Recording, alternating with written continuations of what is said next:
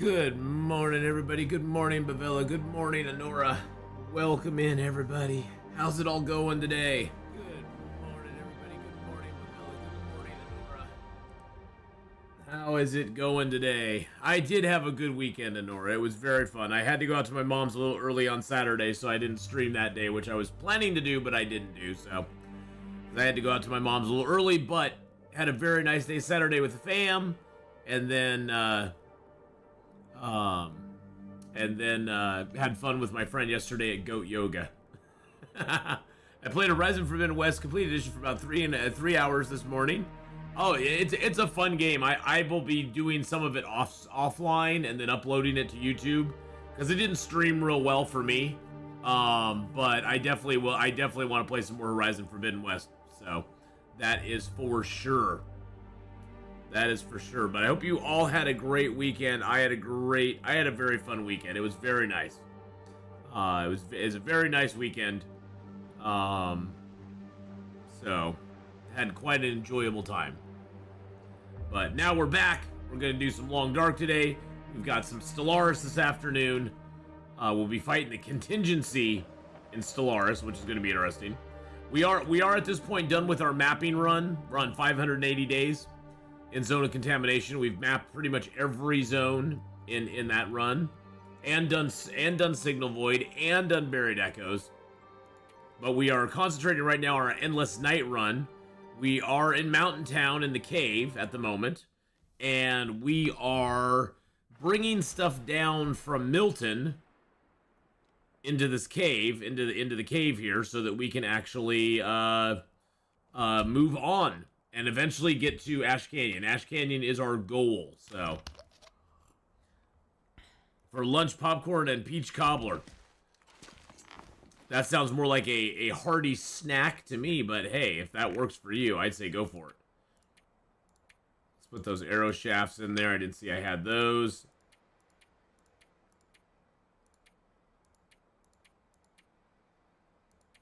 Alright, we got everything else on us. Let's go ahead and pick that up. Give you guys night vision because it's a little bit on the dark side.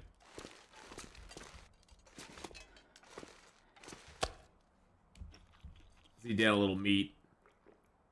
There we go. That got us filled up. I just wanted to be filled up before we went up. Let's get our bow out. I have my bow, right? Yes, I do. There we go.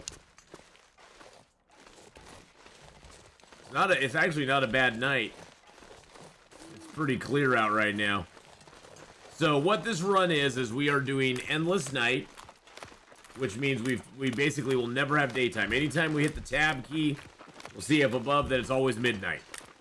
So it'll never ever be light out, which gives us our own set of challenges, including we can't craft indoors, read indoors, mend indoors, unless there's an aurora happening. So most of our crafting will all be done outside at workbenches that we have outdoors. That's why the Milton workbench was so nice, is there's a fire barrel right by the Milton workbench there. And the other thing we did is we made it a gunloper. So we've turned on rifles and revolvers. We actually found a rifle, and we aren't gonna do anything with it because we have a bow already, and we do have a revolver which we have a bunch of shots for. It's only showing 6 at the moment, but we have a whole bunch of ammo back in the cave there. Like I said, right now we're just climbing up into Milton to grab a few more items, and then we are going to bring them down with us.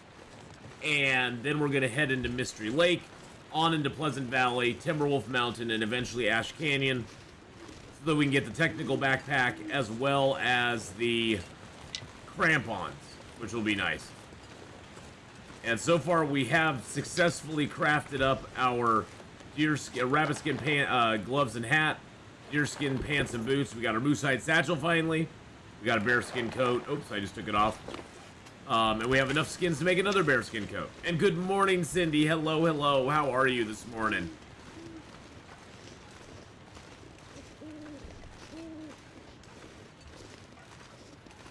Afternoon, all currently 82 humid degrees here. I'm testing my air conditioner out.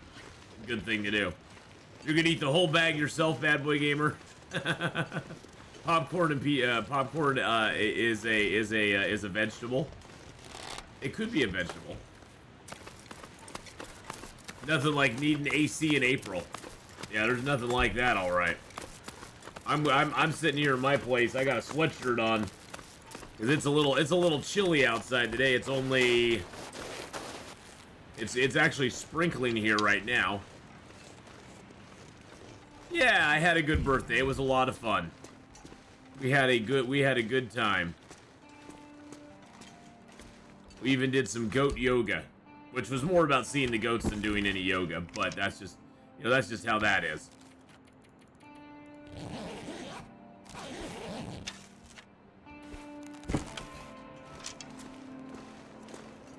And it was very fun. It was very fun to mess around with to mess around with the goats. That was a lot of fun. Those cute little buggers. And there were even some goat babies there too, which was very cute.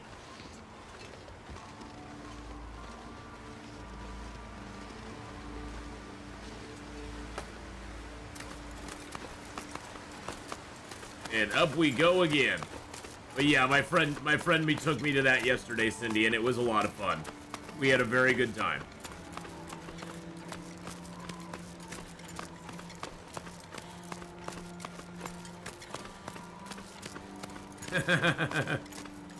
It was a blast. All right. And back we go to grab more gear. I like that it's actually a pretty clear night out. It makes it a lot easier to get around.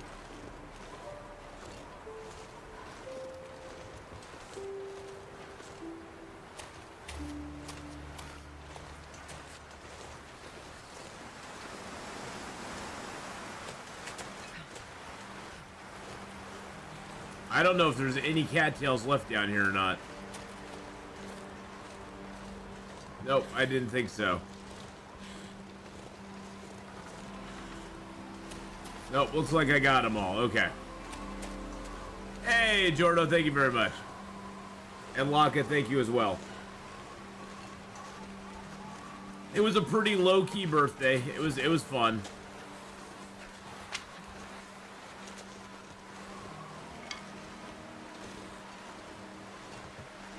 There's gonna be a wolf here.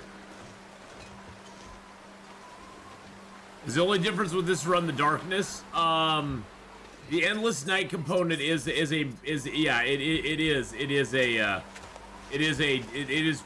that and the guns. I added in rifles and revolvers so that we'd have something later to do. Since I was like, well, we're gonna do a custom run anyway, might as well do a Gunloper at the same time. And so that being added in adds something to it as well, because now we have something we can do later in the game.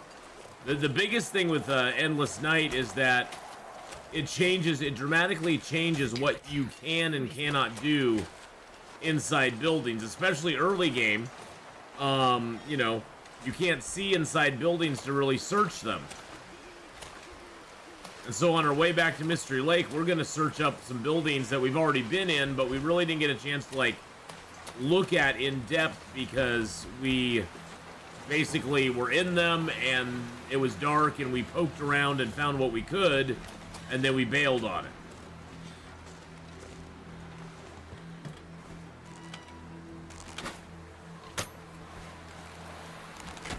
Do I want to take the quality tools with me? Probably not. I'm gonna take a few more birch with me. And another maple. Yes, no reading in the dark still applies, yes. So basically in the indoor areas, Honora, I can't read, mend, or craft anything. I have to be in a cave to do those activities. Or outdoors to do the crafting activity. I'm going to turn that off because I'm going to light up my lantern. So it does severely hamper our ability to do a lot of stuff. Alright, we got the black bear hide here. Got the deer hides. We've got some more guts cured here.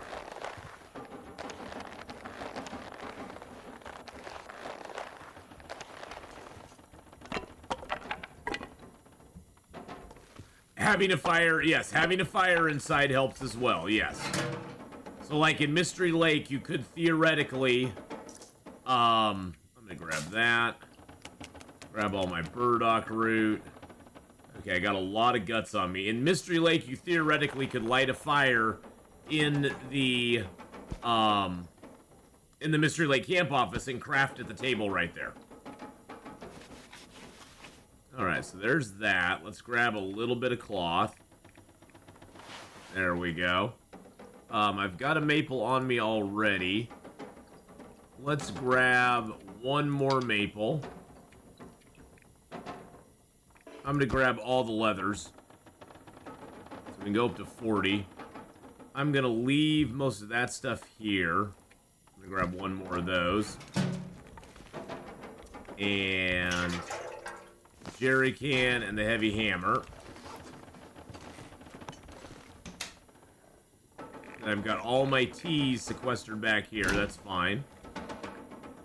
I've got carrots and taters here, which I really don't need. Got another cooking oil there. Gosh, I'm still underweight. I'm gonna grab the gun books. I might as well move this stuff down into the basin, if nothing else. We can still go a couple kilos more because we have the ability. Did I already read Practical Gunsmithing? I can't remember if I did. Oh, and I'm gonna grab those. I'm not sure I can carry much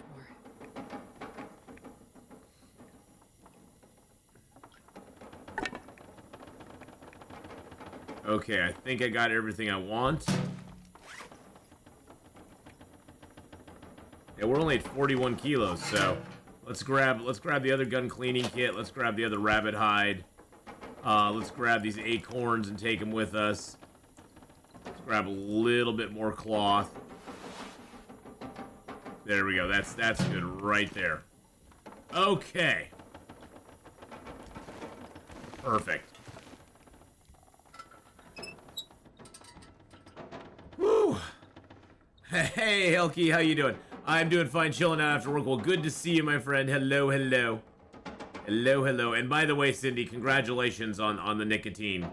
On the nicotine thing. That is tough to get over, and it is a very good thing that you've done that. So, keep going. It's going to be painful, trust me. It's not an easy thing to give up.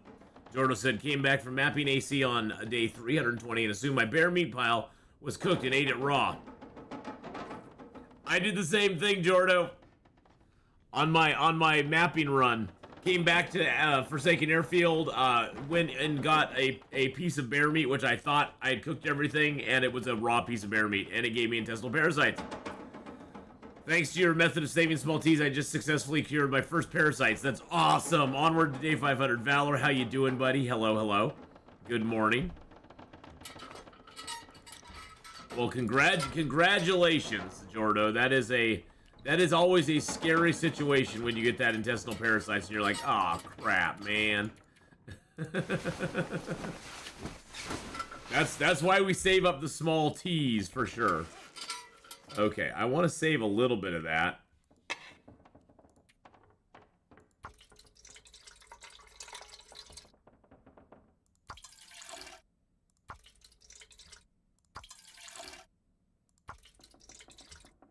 There we go. So that's a little tiny. That's a little tiny one. I'm not going to use that anymore to fill up the lantern though, because we need to replenish it with more stuff. By the way, are we together this Thursday? Heck yeah! Heck yeah! This Thursday, boys and girls, we'll have our D&D sesh. As far as I know, I mean, I haven't talked to everybody else, but as far as I know, Valor, we are doing it. So 1 p.m. Pacific, which is 4 o'clock Eastern. 4 o'clock Eastern time, we will be throwing down with Gameslift, Owl Nuggets. We'll be throwing down with Gameslift, Hawkeye, Alicia, and Pandasaurus Rex, and we will be doing a whole bunch of D&D stuff, which will be a lot of fun. So I hope you can all be here for that.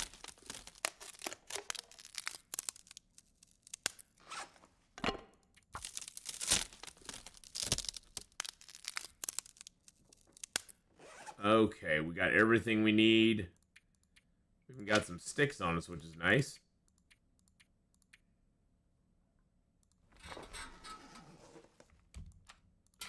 There's that trunk there. There's the door. And there's the way out. Let's go. Now, one thing I could do theoretically. At 41. I hate to take that toolkit from us, though. Yeah, we'll just eat a little bit of the gamey moose meat here.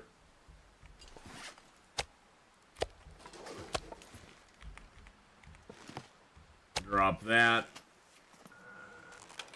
That scared me. I was like, what's making that noise?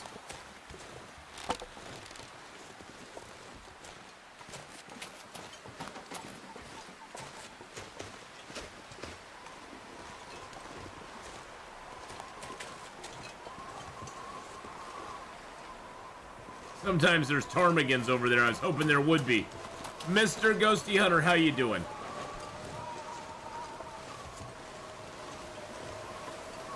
I'm taking all my feathers because feathers are kind of rare in this game. You don't get the advantage of having crows flying over corpses after you shoot them and dropping a lot of feathers. You can find a few feathers here and there, but they're a lot rarer than they are in a regular game.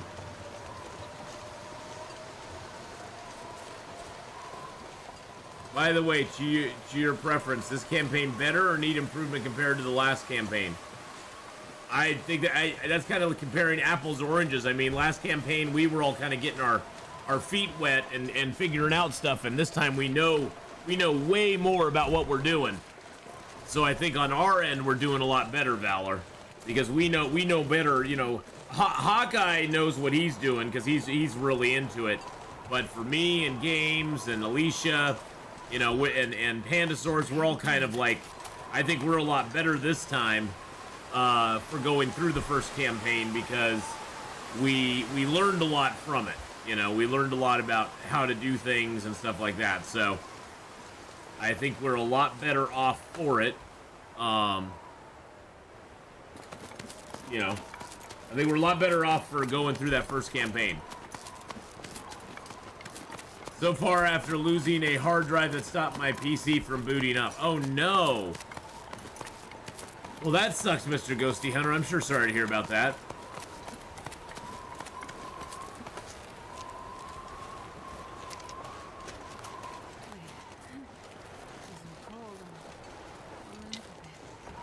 Yeah, she's so cold. She's warming up a bit.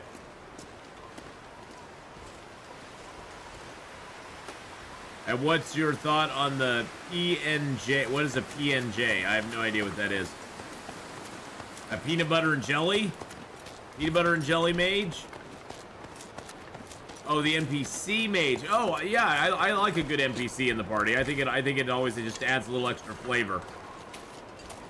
It adds a little extra flavor to the party. So no, I don't mind him at all. He's like our new Shmee. He's like Shmee was in the original one. It's kind of that extra little guy that's helping us along. So.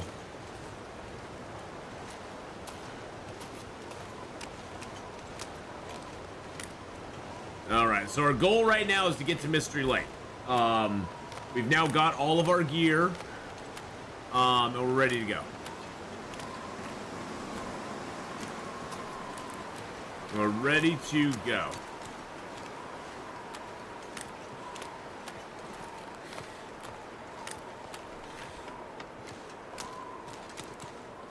You don't like him? He fudges up your plans sometimes. Well, that's why we like him. Anything to mess with the DM's plans is always good. Always. I like your, is that a Canadian goose with the Canadian flag flying behind it, Valor? As your little symbol there? I like that. That's very nice. It's very nice. But good morning, everybody. I hope you all had a fantastic weekend. If I didn't say so before. I hope you all had a fantastic weekend.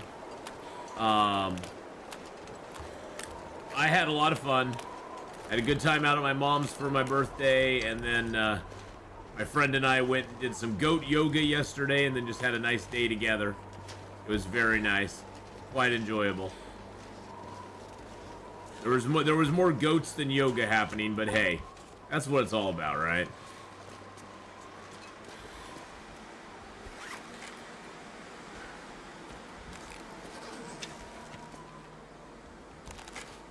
All right, we're in our cave now. Let's go ahead and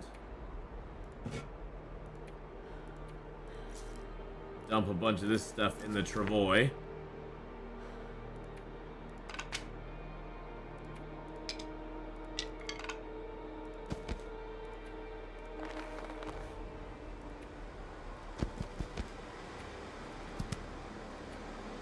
All right, we'll put those in there.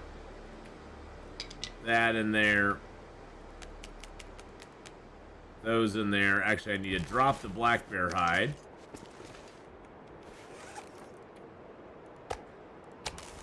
That's our second black bear hide. And thank you, Miss Pac-Man, for the happy belated birthday. I appreciate that. We got cured hides there, cured guts. Those can all go in the travois as well.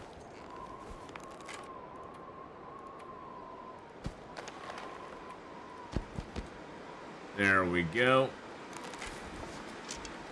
I dropped most of the sticks here. Anyone in chat know if the shore spawn components for ammo like green plastic bag, the sulfur, I think? You know, I don't think I've ever seen sulfur or I don't think I've ever seen the grow well, the dusting sulfur or the stump remover on the shore. Not that I can remember, anyway. I don't think I've ever seen him out there. Now, have I read Practical Gunsmithing? I have not read Practical Gunsmithing. Okay. That might be one just to read to get out of the way. Because we're warming up. We're getting a little warmer now, so that's good.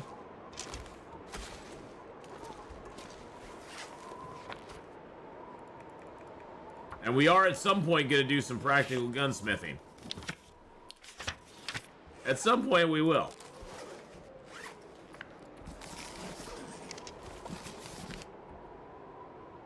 Maybe not right now, maybe not right this second, but at some point we'll be going to Bleak Inlet.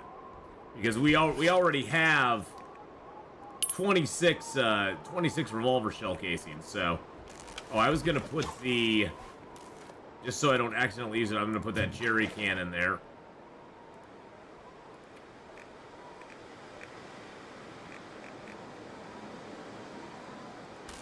And then let's break down these torches. Actually, let's get something to eat first. And the GoFundMe for my brother is still going on. We're going to leave that going for the rest of this month. I'm not really going to advertise it as much because, you know, we did a bunch of that and we've gotten great response for it. But the GoFundMe for my brother is still going on. We're going to keep it going for the rest of this month. And thank you to everybody who's contributed to it. We've raised almost $1,500 with it. Well, actually $1,750 if you include the generous donation from Rusty Brazenfire earlier. That was before I had the GoFundMe set up for him. But appreciate everybody who's helped out with it. Yeah, my brother's house, a couple Sundays ago, a tree came down on my brother's house, and it was pretty much the kitchen and living room were completely destroyed, and they're out of a house for the next 6 to 9 months minimum. And they have a very large, you know, they have a good deductible on their insurance, of course, and so we're just trying to raise a little money to help them get that squared away. And thank you everybody for helping out with that. Yeah, it was pretty crazy. It was pretty crazy. Luckily nobody was home other than their roommate, the one guy that lives with them. He was home, but he was luckily back in his bedroom, so he didn't get injured or anything. So yeah.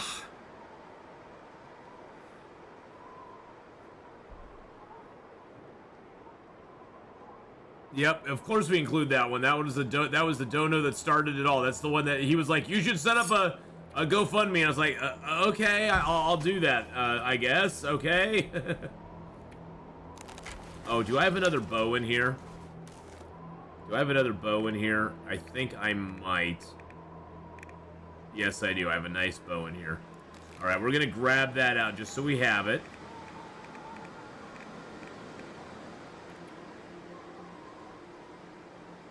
Ooh, excuse me, I am still tired from the weekend, so I may yawn a little bit today. I'm gonna sleep real good tonight. It was a very busy weekend. I'm not usually a person who's out and about doing tons of stuff all the time, so let's go ahead and repair that up as well. Since we're in a cave and we can, I'm gonna repair and read whatever I can right now, because it's not like we don't have plenty of food in here to take care of all of our needs. So let's send another 25. Aww. Well, I appreciate everybody who's contributed anything to it. And my brother super appreciates it as well. It's covered over half of his deductible, and more than anything, it's helped him, because my mom actually fronted him the money for the deductible, so he's basically just paying back my mom as fast as he can. So I sure do appreciate it, everybody. I really, truly do. So, all right, let's get that done.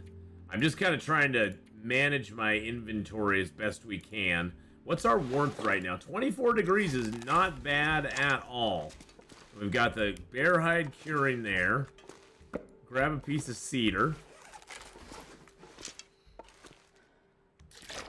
Grab a little water. Grab a piece of moose meat. There we go. This is one nice thing about Endless Night, is you never have to worry about when you sleep. If you're tired and you want to sleep, just lay down and go to bed, because guess what? It's still going to be dark out when you get up. Still going to be dark when you get up, so you might as well sleep when you can. Alright. Fully rested. Let's grab the bear hide. Let's grab one more bottle of water. We're going to leave that here.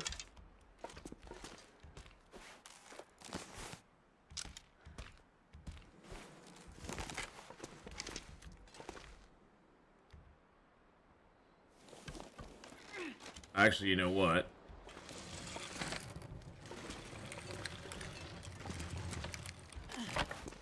Let's eat another piece of meat. Since we're here anyway, we might as well eat some meat. Drink some water. We will kind of hunt as we go along. I'm actually going to grab...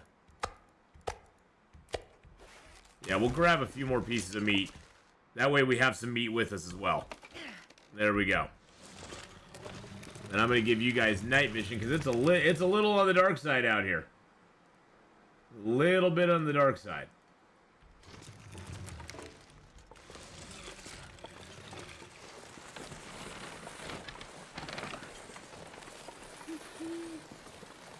Now, the only thing with the travois that you have to watch out for is you cannot go on, like, really steep inclines with it. So, if you ever come up to an incline, you can kind of go crossways on it, but you can't go straight down it a lot of times. So you have to be a little careful, because you don't want to get stuck. Now, they have patched the game. It used to be if you got on a really steep incline and you got stuck and you dropped your travois, it would disappear under the snow. Now it doesn't do that anymore, thank God. Because it was very frustrating to drop it and then have all your stuff inside of it disappear, because you couldn't retrieve it again. So now it doesn't do that anymore, but you can get kind of stuck in an area, and then you have to unload the whole thing, reload it. You know, you have to unload it, pick it up, put it down, reload it.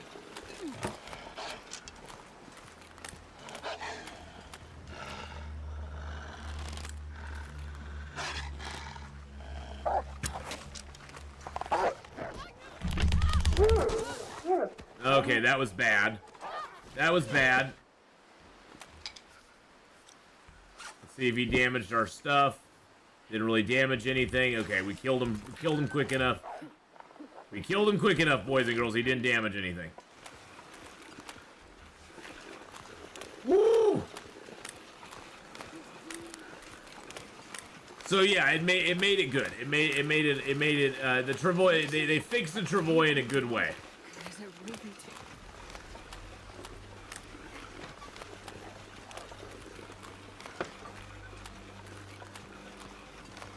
There's another wolfie over there. Do I have the ability to have my bow out? I do.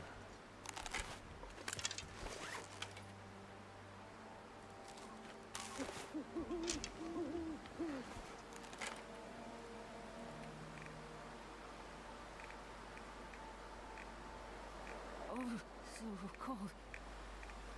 There's my ammo.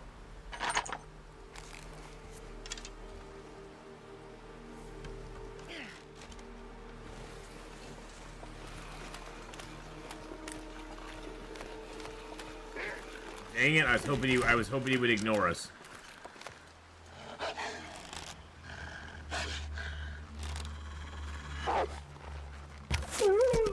He was dodging and bobbing and weaving. He was trying to fool me into shooting early. That's what he was trying to do. We just had to hold till we saw the white of his eyes there, and then we took our shot. Little bugger. That little bugger. He was just trying to get us. That's all he was trying to do. Ah, Valor, thank you for another $25 donation on top of the one you already gave, man. That is so very kind. Thank you so very much. Thank you very much, Valor. You're too kind there, buddy. Now I don't know. I think we can go through the zone line while we carry the travois. Okay, yeah, we can. Okay. Now we're going to run into a little bit of a problem here because we have a cliff. So unfortunately, we cannot take the travois down over this. It will not let us take it down. I can barely walk with this much gear. But luckily, it doesn't matter how much gear you're carrying, you can always climb.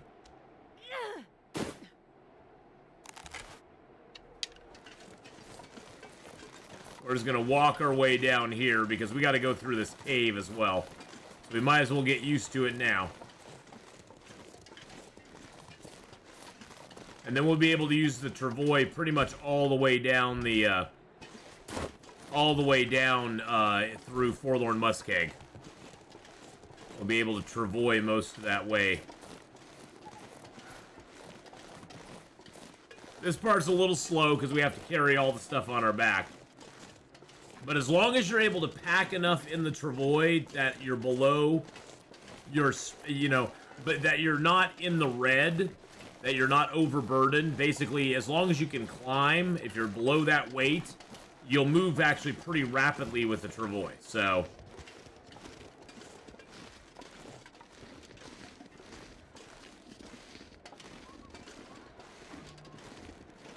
We're gonna rest up in here real quick. Weather notification. Oh, it's just saying it's gonna stop raining? Wow, well, that's... okay. That was very important to know. It's gonna stop raining, boys and girls. Huzzah.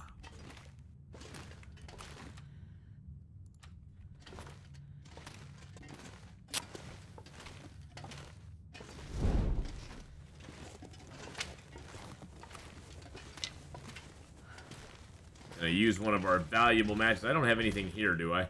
Oh, I do have a maple here. Huh, interesting.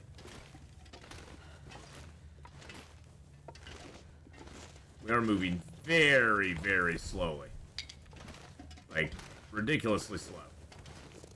Oh, I think I actually have... I'm gonna turn that off so you don't get blinded by the light here.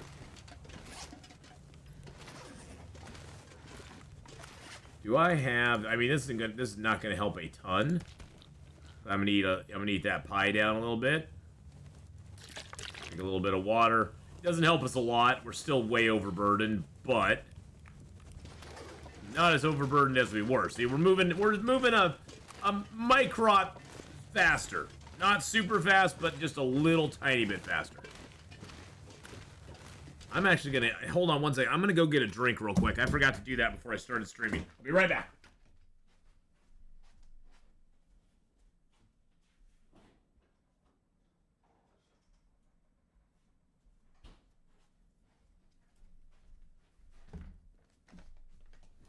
There we go. Got myself my water.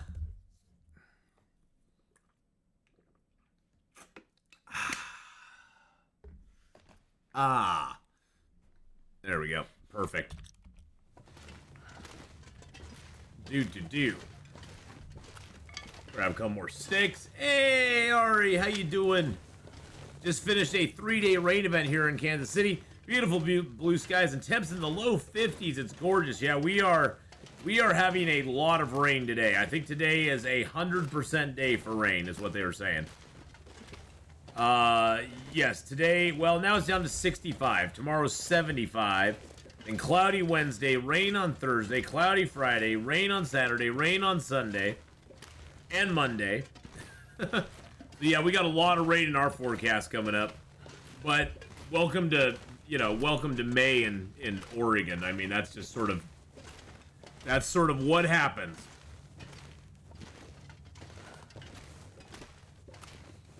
Oregon is pretty well known for its early May showers.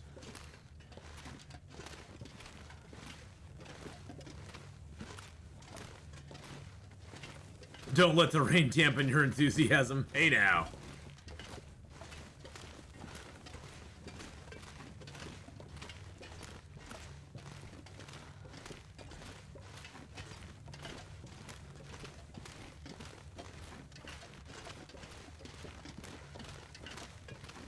And by the way, Nora, it's really nice to have you back. I know a little bit about what was going on, and you have my sympathies, and I hope everything is getting a little bit leveling out a little bit for you, I guess is the best way to put it. This next weekend, I'm actually going down to the beach because my uncle passed away a couple weekends ago. My uncle on my dad's side, and the memorial service is on Saturday for my uncle, and then a couple weekends after that, we're doing the interment here in the local area, and then my cousin is having a sort of a wake, I guess you could call it, over at his house for my uncle as well. So, gonna be a busy month of May. So.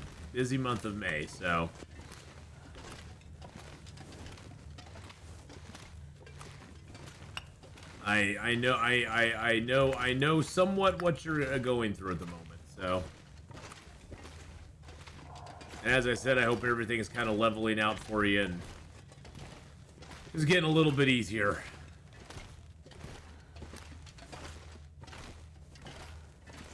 Yeah, there's always tons of get-togethers, exactly. Yep.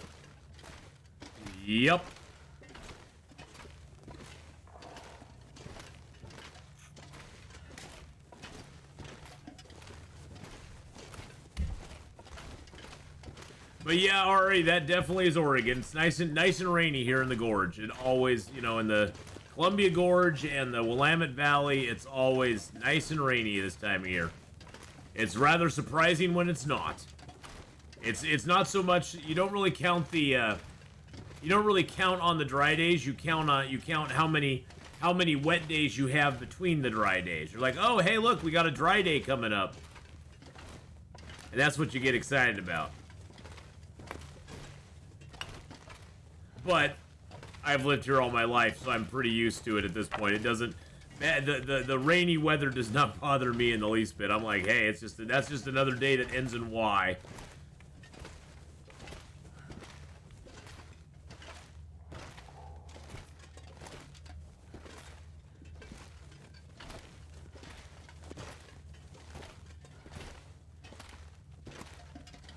I'm a teacher, and May is always busy. Oh, I can imagine.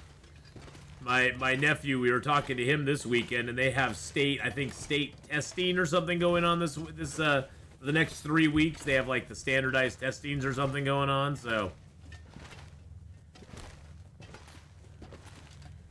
I'm reading a little bit about the origin thief situation. Well, it's astonishing. Like, goddamn. The origin thief situation. I know nothing about that, so I will have to look into that myself. Oh, the Oregon thief? The Oregon thief situation? Oh, yeah, that's just... Are you talking about the Oregon thief situation? Okay. Yeah, there's a lot of problems with Oregon and theft, especially in the Portland area, where they pretty much just let people get away with whatever they want. They've been camping up on the hill behind my friend's place. They've been camping up on a hill that's behind a movie theater, and they even cut the fence between her place and the movie theater. They snipped all the chain link so that they could just kind of move through it. Yeah, it's real fun. It's good times, good times.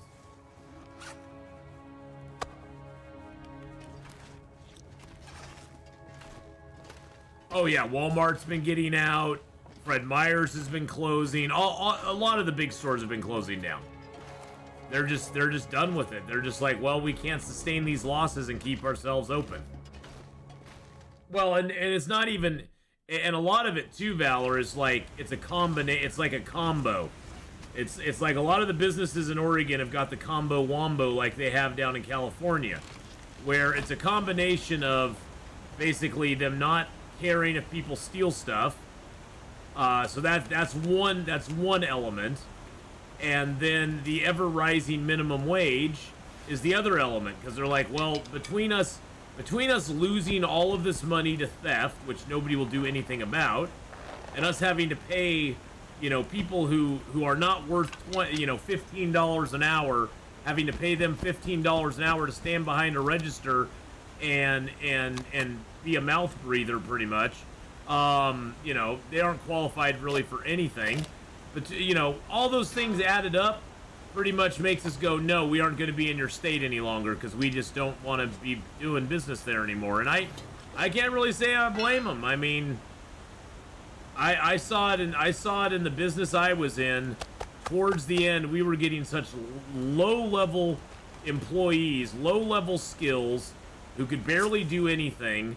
They could barely even run a register at all, and we were paying them $16.50 an hour by the time we were done. So it's like it's nuts. It's nutty. It's nutty professor time.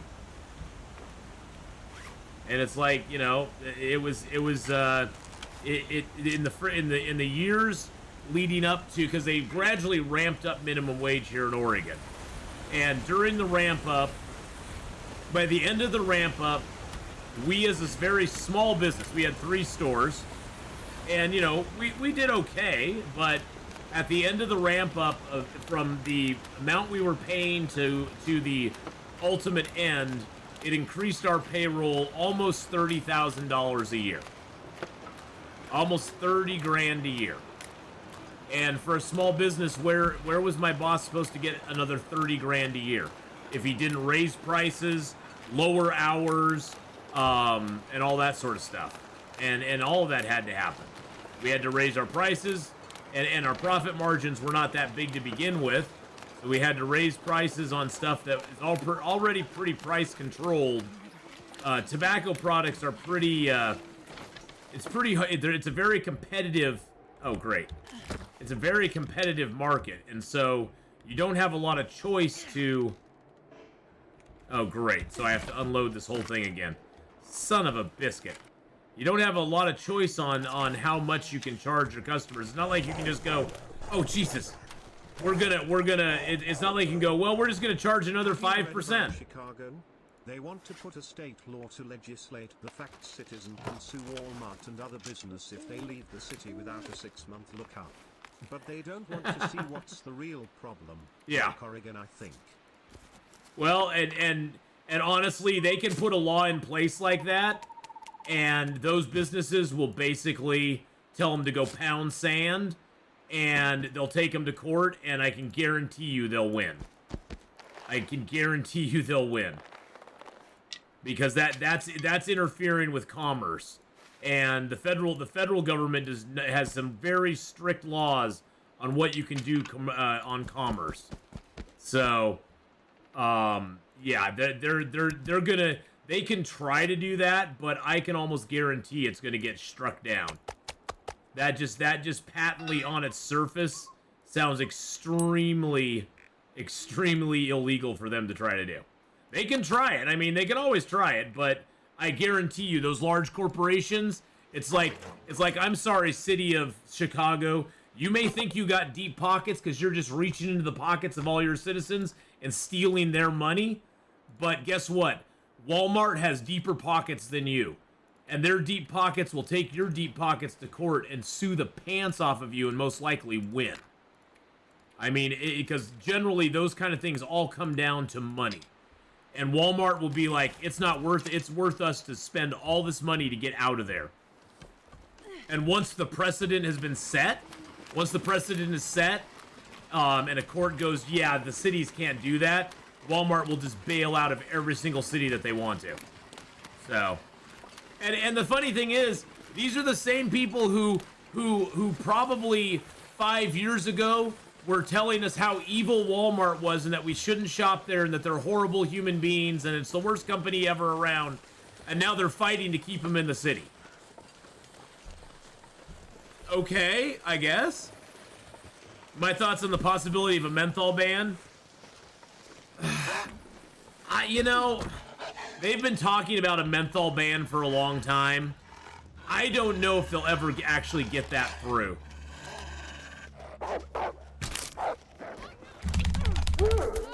I don't know if they'll ever actually get a menthol ban through. That's good. Oh, Jesus Christ.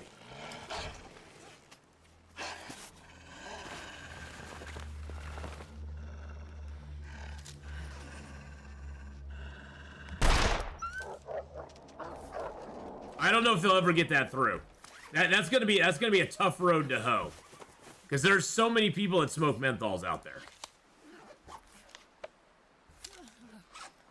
This is gonna be tricky, boys and girls.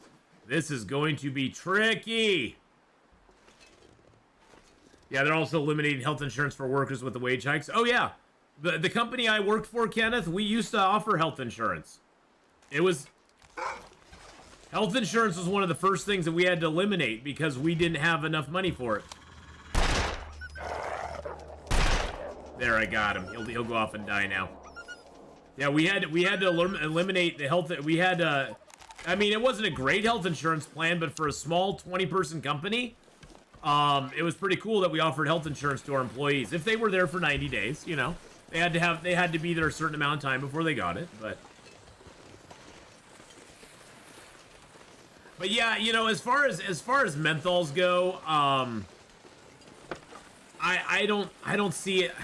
I don't see it going away. I mean, the vape thing, the whole funny thing with the vapes is that, you know, everything was going always the Wild West with vaping when it first came out. I was there when vapes were not even really a thing, where it was like Sig2O was like the only company we could even get vape products for. And the thing that happened is that Juul came along and Juul screwed everybody. Because Juul started marketing to kids, which is the first thing you learn in tobacco is you never market anything to kids. So, you know, and Juul screwed everybody up. Hey, Late Gaming, how you doing? How you doing? How's it going? When your favorite streamer uses your suggestion for his run. Well, hey, it's good to see you, man. I hope you're doing good, Late Gaming. Hope you're having a great night. Yeah, you know, you know, not only you, Late Gaming, but I got a lot of requests from people to do not only a endless night run, but also a Gunloper run. I was like, well, hey, let's combine them into one and have some fun. So it was kind of a natural evolution. So thank you for the suggestions. I like the suggestions. I always do. It's always fun to try new things and see how we do with them. But yeah, when Jewel started marketing to kids, that's when the whole landscape of everything changed.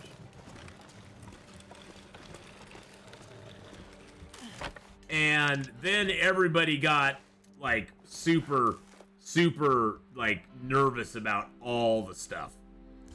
And the government stepped in and everything kind of went to hell after that. Well, I used to work at tobacco stores. We actually were talking about, you know, a lot of these companies moving out of big cities. You know, especially Portland. Portland's lost a bunch of companies. Portland's lost a bunch of stuff here. They've had 2 Walmarts close down. A Fred Meyer's closed down and just move out because they just couldn't handle the theft that they were incurring all the time. I'm going to grab that meat out of there. Get that meat out of there. Let's go ahead and drop the meat out here.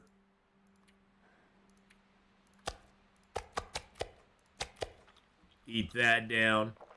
And then we started talking about the old business that I was in, which was the old tobacco company that I used to work for. Landscape changes over time. Yeah, well, the landscape changes over time, and unfortunately, a lot of the landscape changing has to do with certain entities that are implementing things that aren't exactly smart, but they think they are, but they aren't. All right, let's go ahead and break those 2 torches down. Well, about I don't know, a year. No, I guess a couple of years ago, Oregon passed this Measure 110, which basically just decriminalized all drugs. I mean, everything from cocaine, fentanyl, methamphetamines, it basically will just get you a ticket. It's like getting a traffic ticket. And then you don't even really have to do anything about it. If you take a diversion course, you don't have to pay a fine or spend any time in jail or anything. So basically, it's just they just basically de facto made all drugs legal. And that's gone so well. That's gone so well for them that they now are reversing that, and they are recriminalizing certain things. Because that went so well that we got you know, people shooting up on the sidewalks. I drove a guy who was here from London one night, and he was aghast. He was aghast with how many people he just walked by on the street, and they were just sitting there just shooting up right on the side of the road. He was like, I just don't get it. He's like, I've never seen anything like that in my life. And I'm like, well, welcome to Portland. Yeah, so, you know, it's one of those things where you have to have... I've always been an advocate of, yes, I love liberty, but at the same time, there has to be some basic minimum rules in place, because unfortunately there's enough ding-dongs out there that are gonna make, you know, that are gonna upset the apple cart. Most people are gonna be just fine. 92% of the people in the world are just gonna be totally fine without any sort of problems at all, you know. Yeah, they may speed a little here or there or whatever, you know, but generally they aren't going to commit actual, like, crimes. It's that, like, 8% or less that cause, like, 92% of the problems. And it's those idiots that we got to do all the rules for, because they're the ones that are going to screw it all up for everybody else. Surprisingly, Kenneth, property values in Portland are still ridiculously high. Because here's the other little dirty secret that Portland does. Portland likes to build what they like to call affordable housing, where basically they force a new developer to put a certain percentage of houses into low-income housing, which means that that developer's basically losing money on those low-income housing. So what do they do with the rest of the housing that normal people, which is the majority of us, who have to work a job, pay our rent, guess what happens to those housing? That housing all goes up because now the the developer's not going to lose money on the deal, which I don't blame him either. He's not in it to give away housing. He's in it to make some money on his property. Well, since he has to provide housing at basically a loss, he's going to charge everybody else more for the other housing. And also what happens with that too is that, let's just be honest, people who get stuff for free don't appreciate the stuff they have. I've seen some of the low-income housing. It looks crappy. It's in bad shape. It's not well kept. It's been run down. It's been trashed. It's not in good shape, because when you don't pay for something, you really don't care what it's going to look like. You have no investment in it. You don't have a dog in the fight, so to speak. Well, Portland does subsidize those units, Nora, but the problem is that Portland subsidizes them at a much lower rate than what would go on the actual market. That's the problem. Is that Portland says you must keep a certain percentage of housing at this rate. We will subsidize it, and you can't charge the person who's living there any more than X amount of dollars. And that way, and they won't give them building permits unless they agree to those those sort of restrictions. So basically, they kind of, again, are, holding a gun to their head and saying, if you don't agree to this, we're not going to let you build. But, and then that just raises up, but then again, also that raises up not only the housing in general, but then minimum wage again comes back and bites everybody in the ass, because now everybody's rents are higher because minimum wage is higher. All the maintenance workers that come in to work on your apartments are getting paid more. All the people that work on site are getting paid more. And it snowballs. And now we're actually starting to see it. I mean, back when this was all going on, it all kind of hit in 2021. And it was all, and people were like, well, see, look, nothing's gone up yet. Where everybody's getting more money. Yay. And I was just thinking to myself, wait for a couple of years. It takes a while for those hidden costs to hit the bottom line, to be implemented and actually hit the market where people will actually start to see them. Why do you think grocery prices are so high? Why do you think housing is so high? Why do you think the cost of everything is so high? Because everybody's making more, so everything's going to cost more. Because companies that are making stuff, $10 Big Macs. Fast food is a great example. I went to Taco Bell the other day. I got 3 soft tacos, I got a chalupa, and a drink. And I think it was like $15.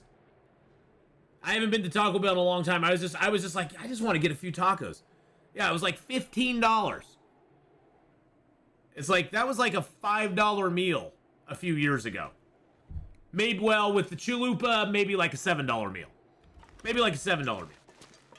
The chalupa was always a little bit more. But I like them, so I was like, okay, they're good enough. But now they're really expensive. I was like, holy crap. Holy shnikes. Okay, so that's all loaded up.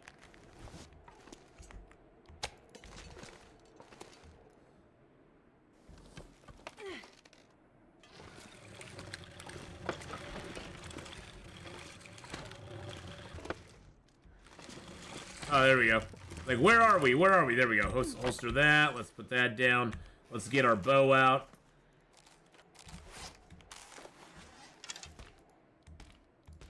Because, and the bottom line is, businesses are in it to make money, and they also are in it to provide people with jobs and give them payroll.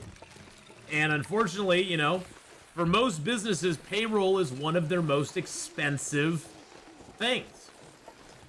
The product on the shelves, yes, that is expensive as well, but payroll is one of the most expensive costs a lot of places have. And when payroll goes up by as much as it has, I mean, payroll has basically gone up by 1/3 in Oregon over the last about 6 years. Payroll has increased 1/3 in the last 6 years or so due to minimum wage increases. And the thing is that what a lot of people don't realize is that just because minimum wage goes up, that doesn't just stop at minimum wage. I mean, when minimum wage goes up, now the people who are higher up as well, they expect a wage increase as well. And most companies feel obligated to do that because otherwise they won't be able to keep those people. I mean, it's a matter of scale. You push up what the minimum is, and then everybody above that expects to be paid more as well. And companies are obliged to do that. And back then, you know, back when all this started, minimum wage was about, I think it was like $10 an hour in Oregon, which was already high. And they pushed it up to $15 an hour now. And so it's gone up by a third. I mean, it's gone up by 150%. Let's put it that way. And or by 50%. Yeah, 50%. But I'm bad with percentages. But it dramatically increases the bottom line, and it did for the company I worked for, and we got rid of healthcare first. And my boss, before he was selling the business, he was actually looking at lowering people's wages, or not lowering their wages, but lowering their hours and cutting back on hours. Basically eliminating, through cutting back hours, eliminating 2 to 3 full-time positions. Just to save the company money. So if you have minimum wage high, it's great if you still have a job. Because a lot of companies at that point, look at McDonald's. I mean, look at most of the fast food companies. They are now automating with those kiosks that they want you to go. They want you to order on the mobile apps. They want you to order on the kiosks. They don't want to staff the front counter. Front counter jobs in most fast food places are almost completely gone. They used to have like dedicated people who work the front counter at fast food places. They don't have those anymore. Most of the time when you walk into a fast food place, there is nobody standing at the front counter.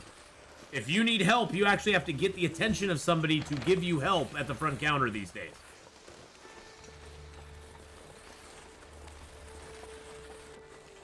Because those jobs are pretty much gone.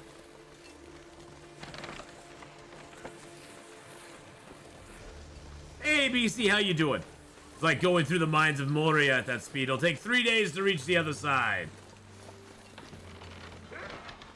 No, go away, Wolfie. No, I'm not, no. No. No.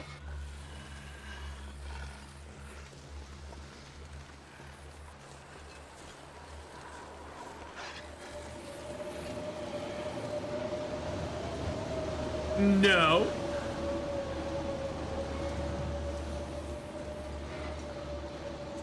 So yeah, there's a lot of reasons for a lot of stuff. A lot of the crazy stuff that happens in Oregon. Oh god, I don't think I can get out on either side here.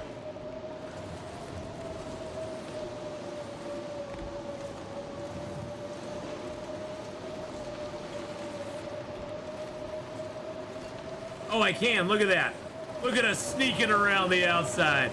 We went round the outside, round the outside. Yeah, I said that when I was 27 minutes behind the stream. Well, that's all right, Beastie. You're here now, and that's all that matters, my friend. That's all that matters. You're up to date now. So, Heinrich, how you doing? Hello, hello. I'm doing good, buddy.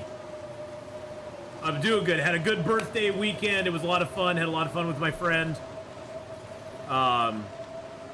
Just chilled out and kind of had a good time. Did some goat yoga on Sunday. There's some pictures up on Instagram of it. Go check them out. But yeah, we had a lot of fun over the weekend. So.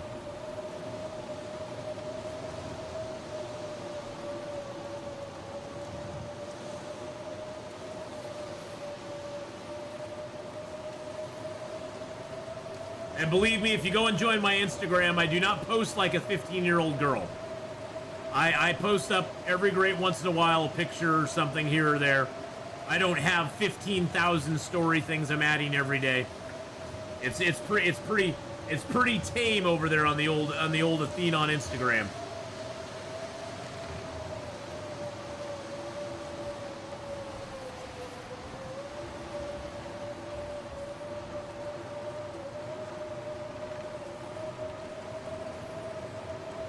Well, you know, it was a lot. It was a lot of fun, Heinrich. We had a good time on my birthday. So went out to my mom's, had some cake and ice cream.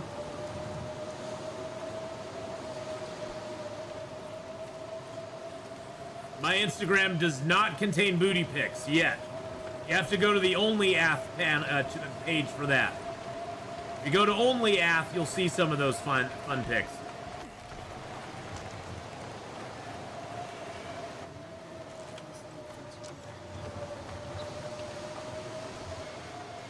I don't think I brought my meat with me. No, I did not.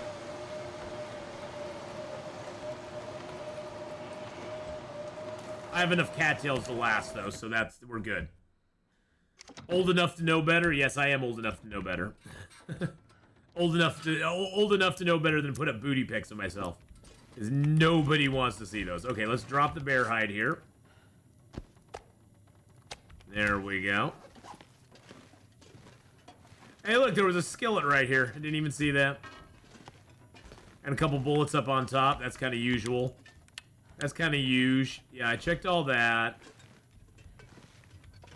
I wasn't able really to check out this. Yeah, see there's a potato under here. Can of spray paint back there. Yeah, there were just some places in here I really could not explore. I'm gonna pick that can up. Hey, look, there's a Wilderness Kitchen book, although we have Cooking 5, so... You know what that book's good for? Burning. A good book to burn. Okay, so let's throw our birch and our maples in there. Actually, you know what? We aren't going to do that. Nope. I have to go soon. I have job orientation at my local food store. Oh, after I did an interview on Saturday and got the call Sunday. That is awesome, Psychotic Deer. I'm so happy for you. Congratulations. That is great news, buddy. Good job. Good job. I'm so happy for you that you stuck with it and you got something out of it. So, very, very excited for that. Good deal, my man.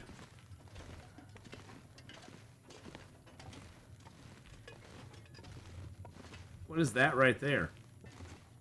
Painkillers halfway in the wood. That was weird.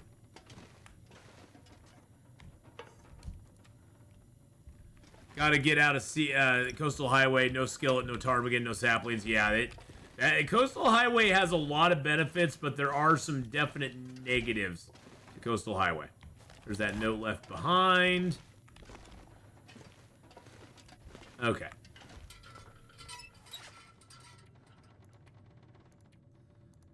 We gotta get some of our health back. Our health is suffering big time. We're gonna get a bunch of birch bark when we go into the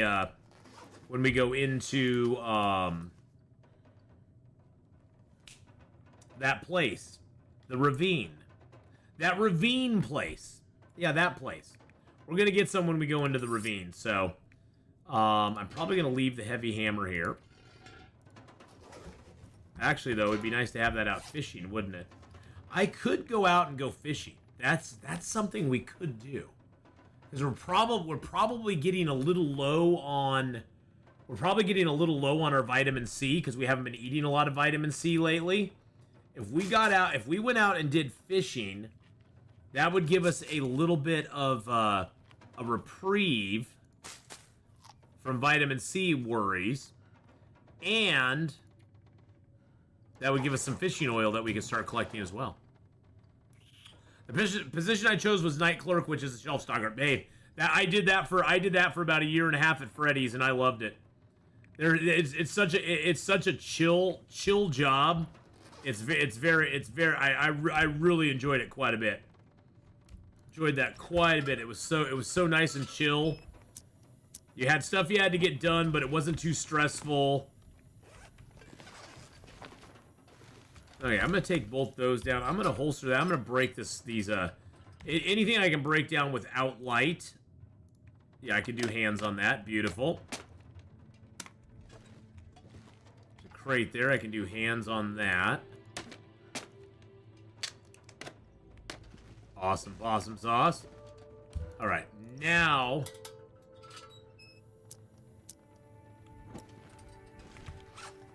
I'm gonna put some stuff here. I'm gonna keep that on me.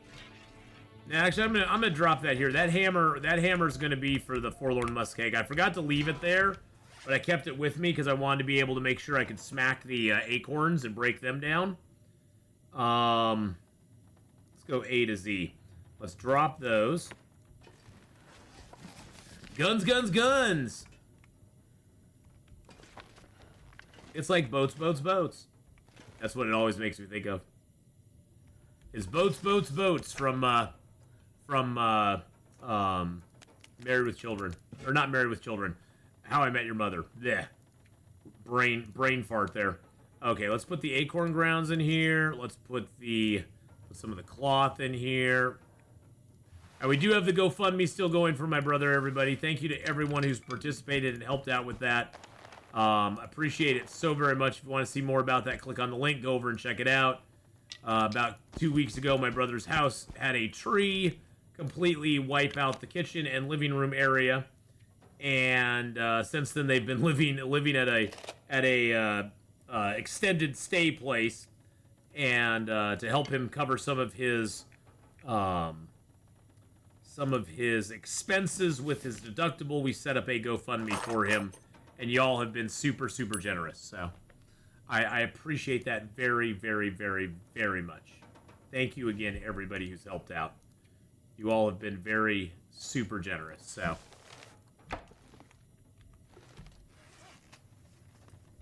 all right, let's go ahead and drop that here. I sort of want to go out and go. I want to go out and go fishing, but it sounds like a storm outside. That's the thing. That's the only thing that's holding me back. Is I want to go fishing. I want to go fishing, but I can't. It actually has a. There is a link, Anora, that automatically goes up on the YouTube side as well, but it's on a different timer than the one on Twitch. So it goes up at a different time than the one on Twitch does. All right, let's just get a little sleep, and maybe the. Nope, sounds like the storm's still going on, which really sucks. I'm on YouTube. I'm on YouTube on my phone for chat and Twitch on my TV for the video. Well, Ari, that definitely works. Okay, so we got that. We got the cupboard searched here. That's where we just got all of our extra stuff. All of our clothing's in good shape. We got attacked by that wolf, but those two wolves really didn't do much to us because we killed them so quickly. The one made us bleed. That was the worst one, and he knocked us down. We're at pretty low percentage right now. We're above 50, which is good, and we got the restore condition on us.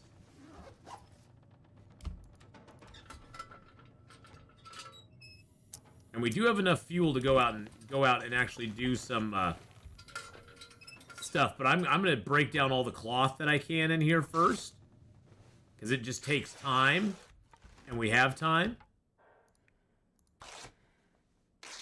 Ooh, maybe the ptarmigans respawned, because I definitely need ptarmigans. Okay, let's get our bow out. Nope, our bow out.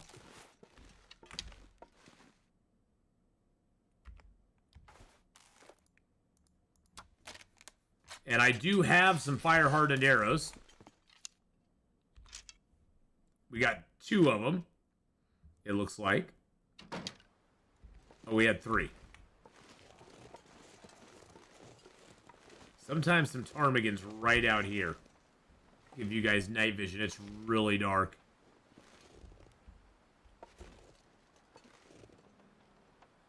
I don't hear them, though.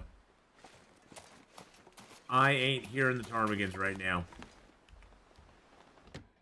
So I think we'll just go back inside and break down some more cloth real quick.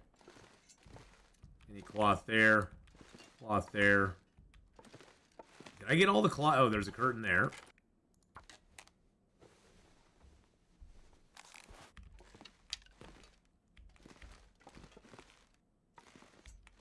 I guess I must have broken down a bunch of the cloth here before. I think, is there curtains on these windows, or did I get them all? Nope, I got all the curtains there too. Okay. We'll use a little bit of our lamp oil since we're going to get some more. Let's make sure we didn't miss anything else.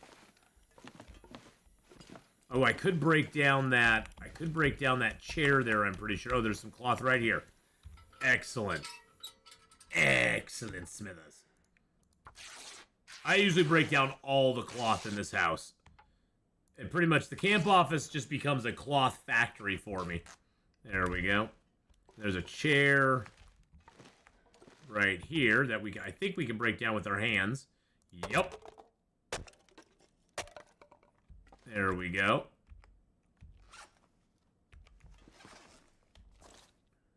I wonder why it keeps giving me that first. That's so weird. It keeps giving me the pistol. When I auto-equip a weapon, it's automatically giving me the pistol each time. I could choke down a stalker pie. It's 2,000 calories. It does make it so I'm a little overburdened, but that's okay.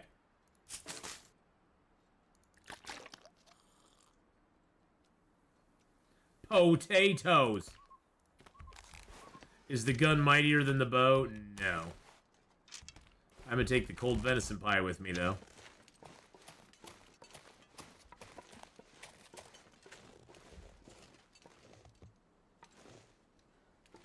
Yeah, I was hoping for ptarmigans there, but there are none. Boo. The gun, it can be argued the gun's more powerful than the bow, but I prefer the bow way more because of the versatility of it. And here comes a wolfy boy.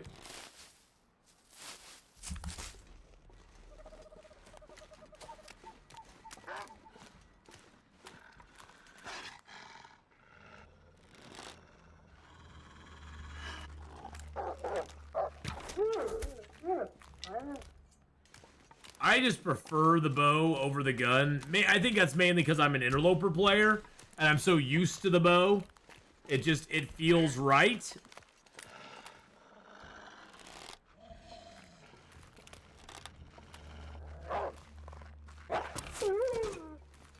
By the way, did you hear news of the gaming world's biggest disappointment? What biggest disappointment? What disappointment did they have? I don't know. They're doing a relaunch of Wild West Dynasty. Okay. That ship, I think, has already sailed. I'm sorry to say. I think that ship has already sailed, unless it just is phenomenal. Like, mind-blowingly awesome when it comes out. I don't see them picking that. I don't see them picking the pieces back up from that. Well, Wild West Dynasty is put out Psychotic Deer by the same group that brought us Medieval Dynasty and Sengoku Dynasty. Medieval Dynasty is amazing and awesome.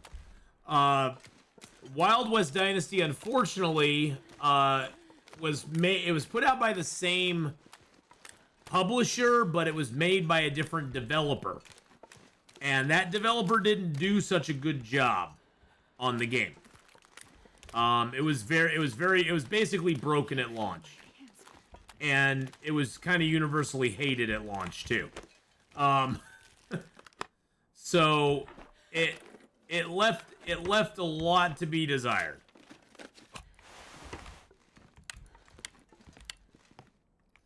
And it was very disappointing.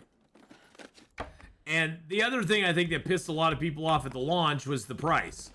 Because I think at launch they were charging like it was over $20. It was like 25 or 27 something at launch, instead of charging like a, $15 or so, so because it was not even it wasn't even a full release of the game. It was like, this is an early access, it's an early access thing.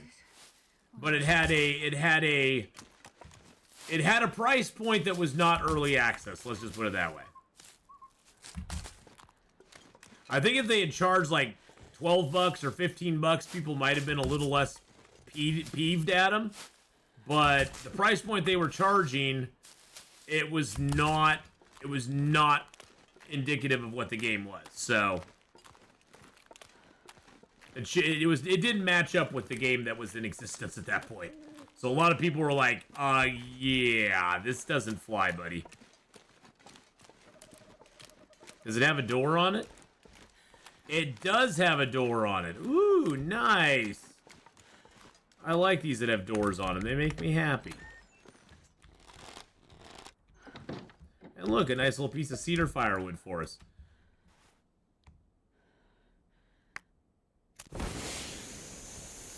Alright, let's get a little fire going.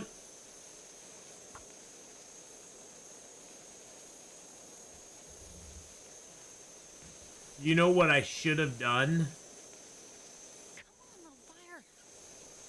I should have made some fish tip-ups. I didn't even think about it. I'm so unused to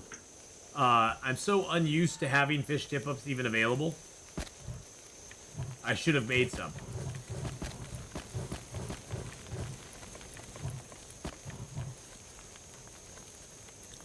But oh well, what can you do? Psychotic Deer, take care, man, and good luck. You can do it, buddy. I know you can. You got, yeah, exactly. Like Honora said, you got this. Practical gunsmithing. Very nice.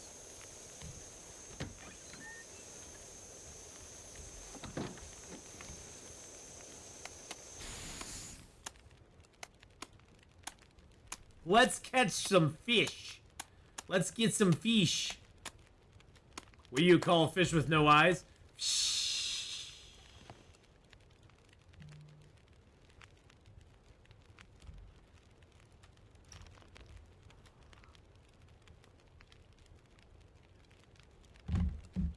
All right.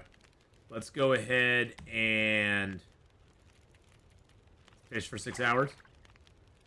Usually the longer you fish, the better luck you'll have catching fish. Especially at low levels like we are. Yeah, see it? Oh. Yeah, see, we're already getting a fish. Yay! Hello, I'm Freddy the Lake Whitefish, and I'd like to say welcome to Puppetry of the Fish, where we talk all fish things. We talk about the habitat down below, and we give ourselves a little pat on the back. Well, we can't really pat ourselves on the back, can we? Maybe we can flipper ourselves on the back? I don't know, it'd be kind of tough. But yes, a fish with no eyes is... I wonder if I can drop any of this gear. Well, Freddy was certainly nice to welcome us in to some puppetry of the fish today.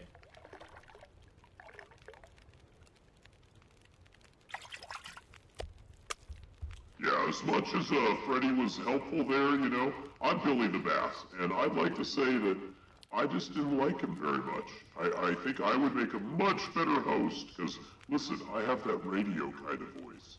Oh, yeah. Bringing all the ladies in. Bringing all the ladyfish down. Oh, baby, come on. Come on, look at my red eyes. You know you like it. Oh, yeah. Chocolate rain. See, I could even sing that. Well, he might be a better host. I don't know. He might be a better host for us. Oh, is it? It's actually an Aurora out right now. An Aurora? Holy smokes! Good thing we're inside this nice little protective container here, where the wolvies can't get us. Atheenon, you might not want to go outside, because the wolves could get very, very nasty out there, and they could hurt us. We don't want that to happen. No, I don't. I don't want that to happen, Mr. Fish, so I think I'll stay in here with you. Now don't catch me. I don't want you to catch me, okay? You just let me go. Let me go! Nope. You're mine now, sucker. All right, let's cook ourselves some fish. So in 6 hours, we got 3 fish. 6 hours for 3 fish, boys and girls. That's not the greatest. Let me just put it that way. But then again, our fishing skill is not that great. And the biggest problem with fishing skill is you don't get to level up your fishing skill until you actually catch a fish. You have to catch fish to up your fishing skill.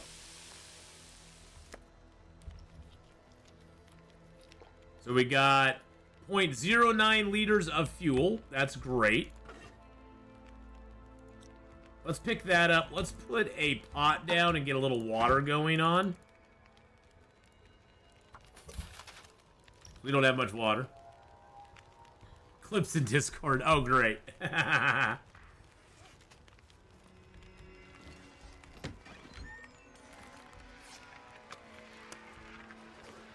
I don't know if we have the bear over here or not. Might be worth going and looking at real quick.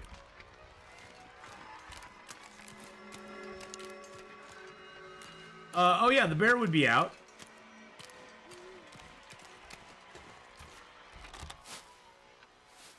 Is that the bear over there?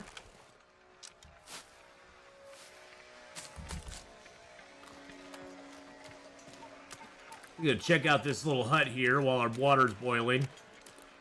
Yeah, I do not see the bear anywhere over there. So I think we don't have, I don't think we have a bear here on the pond.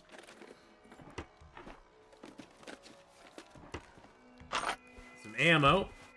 Although we aren't using rifles at the moment anyway. We ain't using the rifles, boys and girls. Now, there used to be a dead body that was over here. Used to be a dead body, like, right here. They removed him, though. They got mad at him or something. I don't know. He was canceled. He was canceled. The Aurora Bear two-step. Yeah, the Aurora Bear two-step. No, thank you, Ari. Yep, the pond is barren of the bear.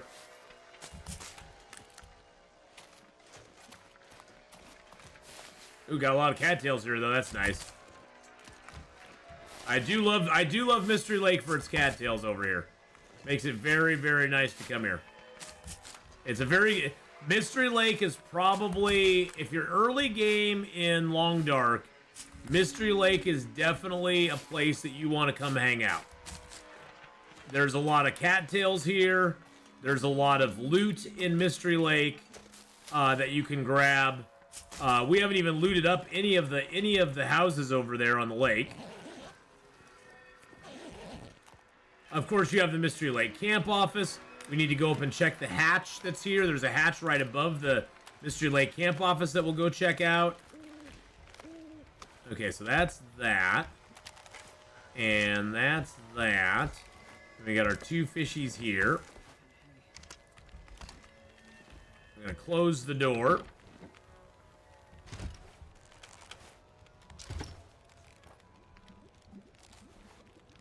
There we go. Perfect. Okay, let's go ahead and cook up the fish.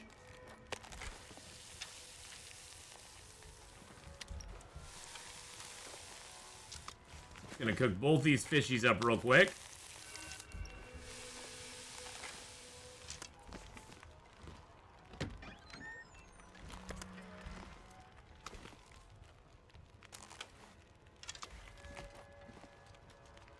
And yes, I will not be putting my bow away.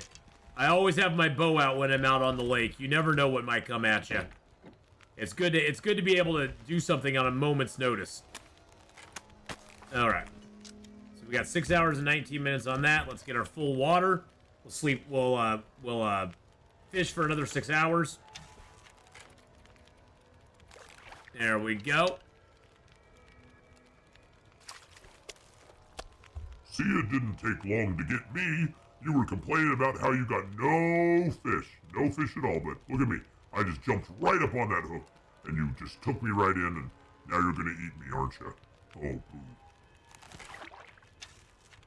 See, we got a quick fish there. Now we won't get another fish till probably halfway through the day. Wow, even more. Oh. I'm your halfway fish, and I say, do it. Do it. Just do it. At least you're getting bass, buddy. At least you're getting the bass and not the whitefish. That's a good thing. Yep, the bass are much better than the whitefish. It's all about that bass, No, Goldeye. Hello, I'm a little Goldeye, and I'd like to say GoldenEye, GoldenEye. By the way, notice I have no vitamin C. None whatsoever. I suck as a fish. I don't even have vitamin C on me. He does suck as a fish. I don't like him at all. He's the worst fish out there. Followed by the best fish out there. Me. Okay. So we got one GoldenEye, which is a sucky little fish, but you know what? Hey, it's a fish. We'll eat him down anyway. He doesn't have any vitamin C on him, but that's okay. He gave us some lamp oil again.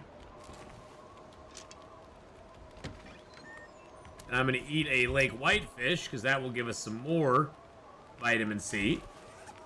Oh, wait, we ate him all the way down. Nice. See, that has moderate, and that has minor. It's weird. It's like the whitefish have moderate. The whitefish are actually moderate, and the bass are minor, which is kind of an oddball way to go, but hey, whatever. I'm not here to judge. I'm going to throw that in there, and I'm going to put that in there, and the tinder plug in there.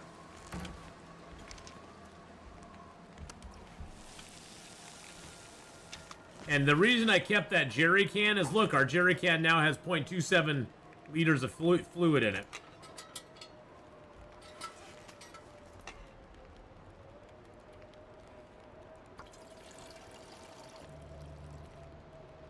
And now it has 0.4. This is a good way to get our fluid back up, which we, on this run, with it being endless night, we're going to need a lot of lantern fuel. So getting our lantern fuel up however we can is a great thing.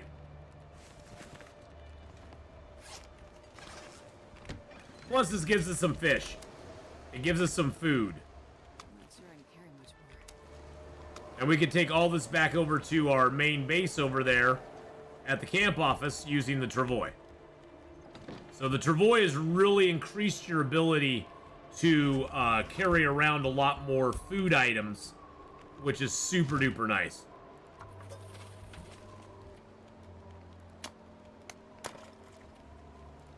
I'm just gonna fish for 2 hours.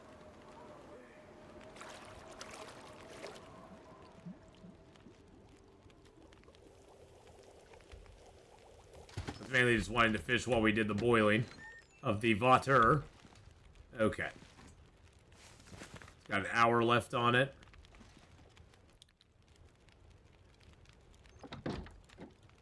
I guess I could fish in here for a little while longer. I could stoke it up to about 4 hours and fish for another 6 hours. I think I have enough fuel. Yep, I got that. I got a reclaimed wood. Another couple pieces of coal. Let's do it. Let's go for another 6 hours. Let's do it. We'll see if we can catch some fishy buys.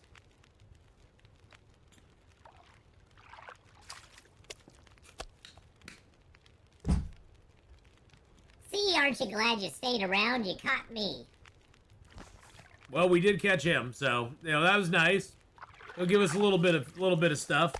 And I'll give you even more, sucker. Oh yeah. All right, so we caught a couple whitefish.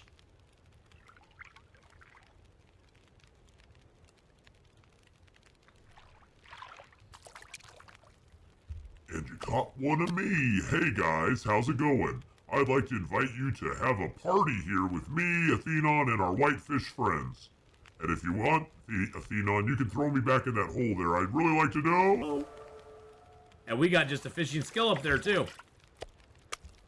You know, you just got a fishing still up. You should let me go, right? You should let me go. Yeah, no. Nope, not letting you go, buddy. I'll never gonna give you up. I'm never gonna let you down. That's just how we roll. I'm gonna cook that little sucker up. Eat him down. Drink some water. I got 0.03 liters of fluid out of them. Those guys we don't get much out of. The whitefish we don't get much out of either.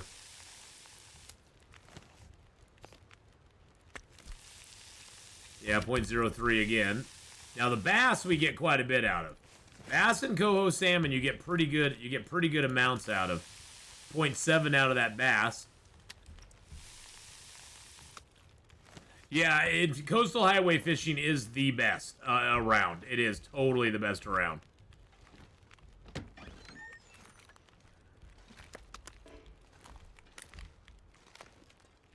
All right, I'm going to eat a little whitefish. grab my pie. I'm gonna grab some torches. As the weather's nice out there, we're gonna grab the torches and head over to the cabins and explore all those. Because why not? We have torches now, so we don't have to use our lantern fuel. We're in Mystery Lake right now, Sirloin. We've made it as far as Mystery Lake today. Our ultimate goal is to get to Ash Canyon, but right now we're in Mystery Lake. And how you doing? How are you today? So yeah, right now we're on Mystery Lake. We just got out of Forlorn Muskeg, and we headed over here to Mystery Lake to get some stuff done. And also just we're gonna explore the lake. We aren't gonna like explore all of Mystery Lake because our main goal is to get to Ash Canyon at this point.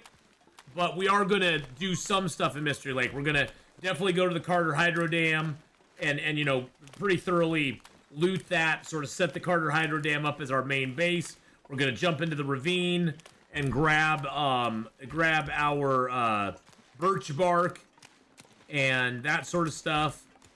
So we have things we gotta do. If we explore the whole lake, is it still a mystery lake? It's a mystery why these cabins burned down. You never know why they did. I mean, what burned them down? Was it a horrible lightning fire? Was there a squatter deer that squatted inside of them?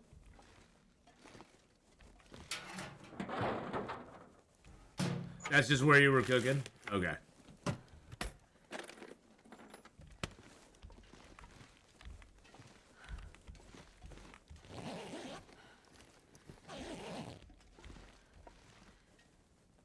I'd love to break some of this stuff down, but I'm just mainly at this point just looking for loot in here. And there's no loot. There's literally no loot in there. Nice thing is we can always come back to that and loot it for the wood later on if we wanted to stay here and fish much longer or do anything like that.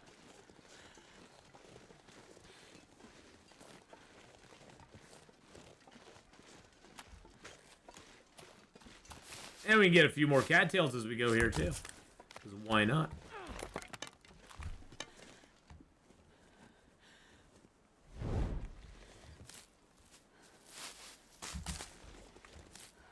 There we go.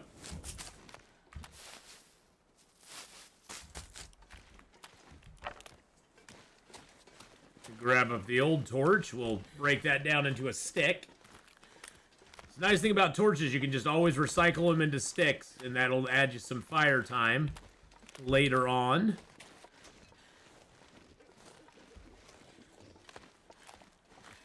Hey, there's a body over here. Look at that. Wonder if there's any feathers around him. Hey, there's a single feather. Oh, there's two more. Nice, a 3-feather corpse. He's giving me the 3 feathers. Now, sometimes there will be loot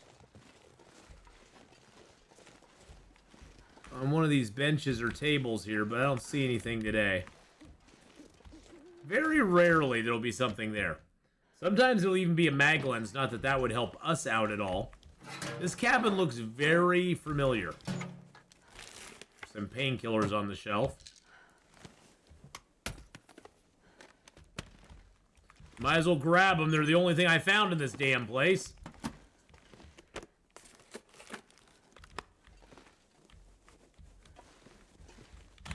Good lord, there's just not much in here, is there? Yeah, I think other than the lake here, I want to search up the, I want to go up to the hatch, the Prepper's Cache, and check out the Prepper's Cache and see if it is actually the one where we get the Prepper's Pie. And then I want to go to the Mystery Lake Overlook, because sometimes there will be a Fire Striker up there. Ooh, we got a pork and beans. And so that'd be kind of cool to get that Fire Striker up there if it's up there. And then we'll just work our way down to the Carter Hydro Dam from there. So pretty much we're going to do this, go all the way to the Bear's Cave, all the way back to Mystery Lake Camp Office, go up, come down, and then go up to the overlook, and then move on from there. So we don't got much more time we're going to spend in this area. Darren, how you doing? How's it going? Hello, hello. Welcome in, my friend.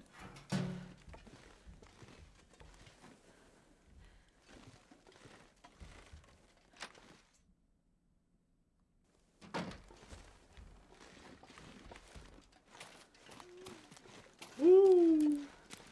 It's Atheenon. Woo. Atheenon. Woo. I told you the first 2 times.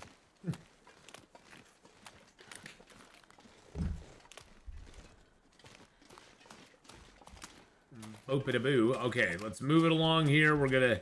This is the hut that sometimes is harder to get to because the bear patrols around here. But we didn't have the bear, as far as I saw. We didn't have the bear. As far as I saw, we didn't have the bear. Now the bear. It may have just been a fluke, but I don't think we had him. Tylea, hello, hello. How are you doing?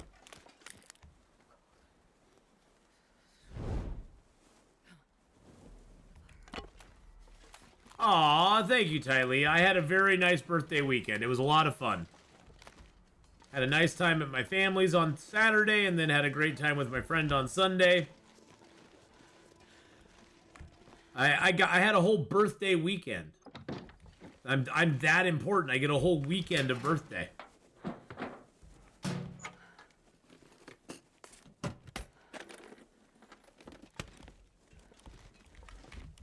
Alright, let's see here. What do we got? Nothing. Absolutely zilch, zero, nada. You know, I think I'm gonna rest here for the night. We can probably get most of our health back tonight, which is a great thing. Because we have been suffering on health for a while. I'm just gonna keep that pie on me because I just don't care if it goes to 0. I have cooking 5 already. So we do have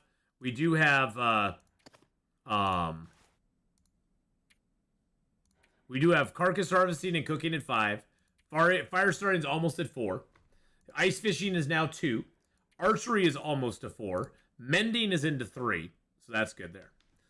Nice. When you get to my age, you get an entire week to celebrate. You could take a whole week. You're that important. Surfy Fly, how you doing? Thank you for the follow there. Yeah. Welcome on in, by the way, Surfy Fly. I hope you're having a great day. I don't think I'll ever get to a point where I have a whole week for a birthday. I don't really like holidays, birthdays, that sort of stuff. They just don't, for me, do much. I'm just like, okay, can we just get it over with? Can we just get it over with? Sounds like a storm going on outside. I bet it's a storm. Let's take this cloth.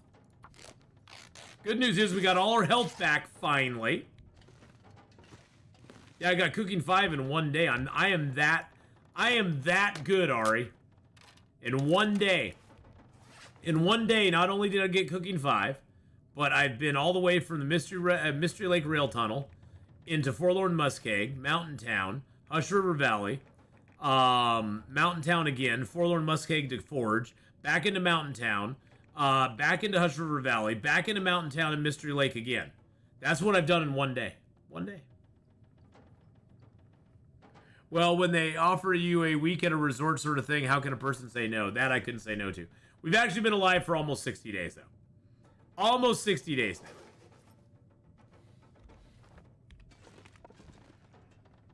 now. Okay, do we have anything, ooh, excuse me, to break down? Let's see. Yep, we got a couple torches to break down. Break it down. I like the idea. 1 day for family, friends, 6 days to recover from it. That is a thing.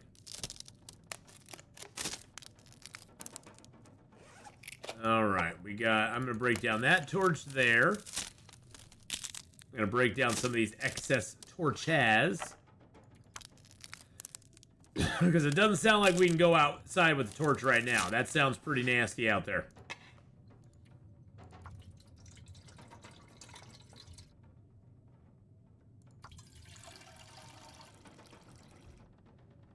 Yep, we got 0.05 in there now.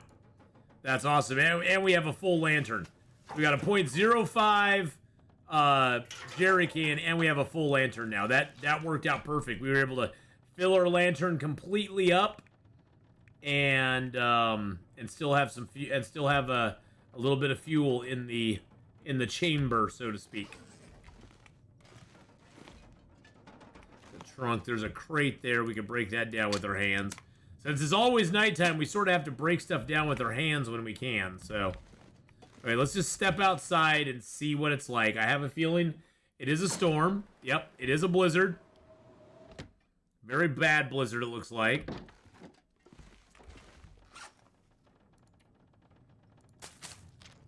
Or if friends and distant family decide to visit you for the B-Day and don't leave for another week. Hey, Oscar, how you doing, buddy? How you doing today? I saw you were playing something earlier today. What were you up to earlier today, Oscar? Everybody go over and give Oscar a follow on his channel. City Skylines, that's what it was. That's what it was.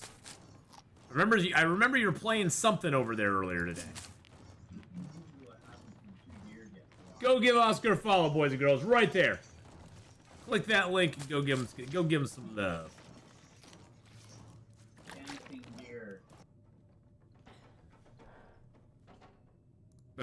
Okay. Let's get to the bed. Let's just sleep as long as they'll let us, I guess. Sounds like the storm's still going on. I hate it when the storm just goes on and you can't do anything about it. That's so annoying. That's so frustrating.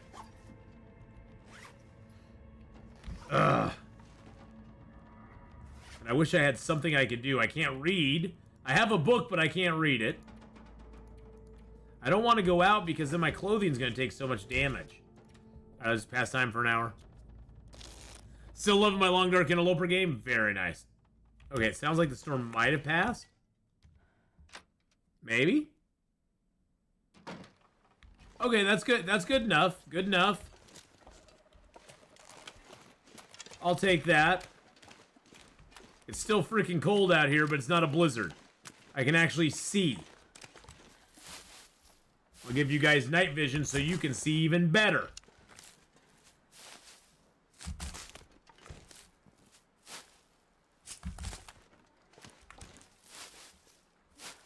There you go.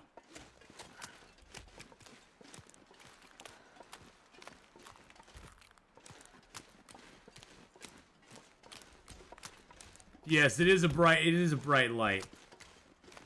But it lets you guys see things a little bit better than what I'm seeing. Because what I'm seeing, you don't want to see. It makes it very dark. Makes it very, very dark. Okay. Let's go behind him over here. Should be a few more cattails over here. So this is where the bear's cave is. Hopefully the bear's not in it. No, there's a backpack in it. That might have a Polaroid in it. Not that that really helps us a whole lot. That had the Polaroid in it. Not that that really is that great. But yeah, the bear's cave is right there. We don't have the Mystery Lake Bear, so we don't have to worry about it. I love your stream, Endless Night Gunloper. Well, it's been quite the run. It's been quite the run so far. I think the hardest part about it is just kind of getting the different meta in your brain that you can't like craft and read books and repair clothing. Can't do any of that stuff indoors. You have to wait till you get outside before you can do it.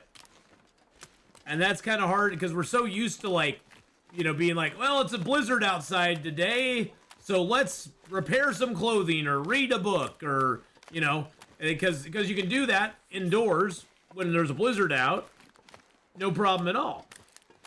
But not when it's dark and there's a blizzard out. Then you're kind of like, well, what do I do now? It's a little trickier. It's a little tricky. All right. We're going to grab our fish and head back to the camp office.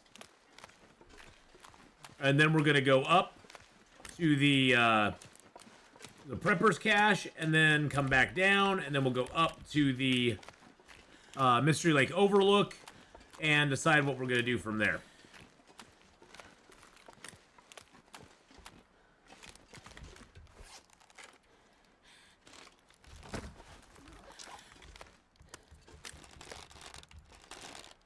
You know, surprisingly, the overall average temperatures, Oscar, are actually not that bad. Surprisingly. The overall average temperature, I believe, is actually is less problematic than the normal day-night cycle. Because in the normal day-night cycle, you have the very cold temperatures in the morning, and then you have warmer temperatures at night. And generally, it's been pretty average. I think it just has less of the up and down.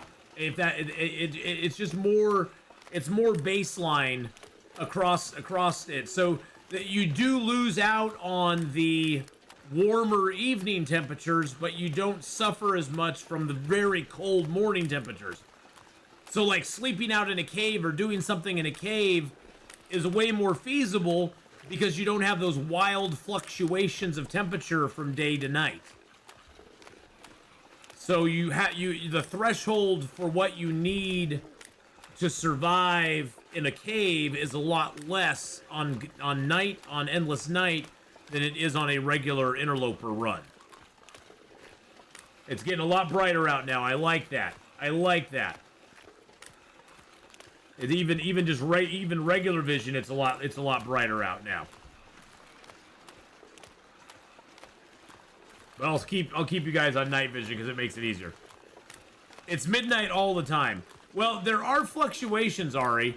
The game still does follow a 24-hour cycle, but it definitely has less fluctuations in that 24-hour cycle than it does on a regular file. But it is midnight all the time. But the temperature does tend to go up and down depending on what part of the cycle you're in. And I've not spent any time trying to figure it out, but it does. I have noticed there are variances on how cold or warm it is sometimes. I'm not going to be able to carry this load for much longer. Yes, you can, my dear. I believe in you. Yum, yum. And I believe in fish. Yum, yum. I believe fish can fly. I believe the fish touch the sky.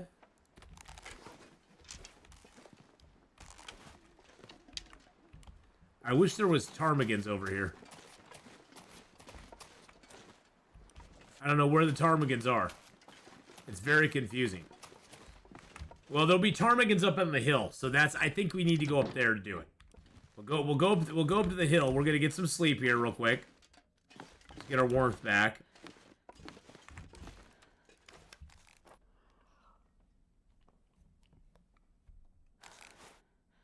And then we'll just sleep until we're not tired anymore. Okay.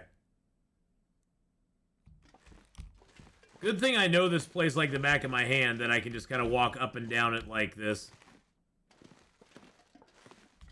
And the door's right there. Perfect. Okay, so we got a little bit of water. We got some food. We got that on us. We got a little bit of fuel on me. Oh, I got that. I got those books there too. That's nice. Oh, you know what I should grab? I need a rabbit hide and a rabbit gut. So let's go back upstairs real quick. You can also use your bedroll flashlight to find your way around in here. Like I'm going to do right now, because there is the bed, there is the cupboard, there is some stuff, there's the cupboard there. Let's open that up. Let's grab ourselves a rabbit hide and a cured gut. And let's grab one more rabbit hide and cured gut, just in case the first one fails. Just in case. I put the jerry can in there so I don't waste it on accident.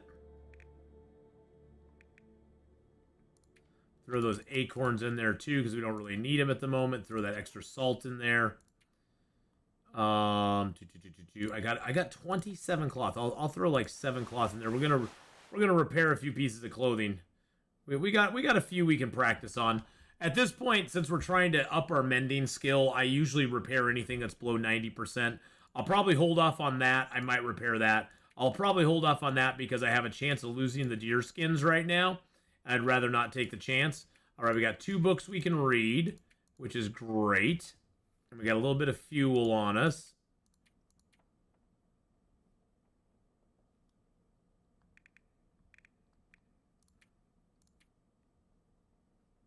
Okay, I think we're good to go. All right.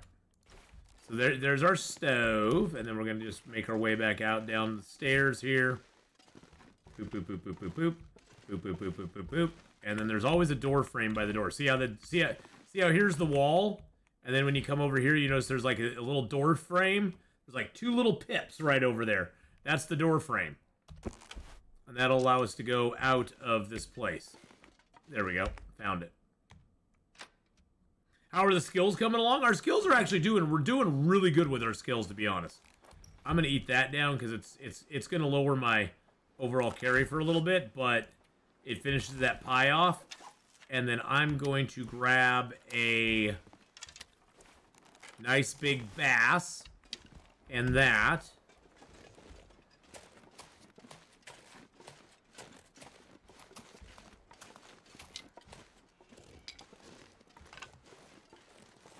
Grab a few stickety-boos here. Actually, you know what I'm going to do as well? I'm going to grab some feathers. I'm going to make a few more, fire-hardened arrows. By the way, I finished the cartographer challenge. 50 days to go for the 500 days. And after Loper time. Very nice. Very, very nice. That's awesome, Valor. All right, we aren't burdened anymore. My feathers are up here. I think it's 5 feathers to make the fire hardened arrows. So I'll grab 5. I'll grab 2 more. I just need 2 more. There we go. Yep, Loper is a new game. Loper is that's the fun thing about when you start playing Interloper. It's so It has like the same basic elements of all the other Long Dark games you've ever played, but it's a whole new game. It's a whole new game. The strategy you have to use to survive, the way you approach things, supplies that you probably maybe never used before in previous games, you now depend on more than ever. You know, the rush to get cooking 5, the lack of being able to make fire at the beginning right away. There's just so many elements that get thrown in very quickly into Interloper that aren't in Stalker, Voyager, or Pilgrim.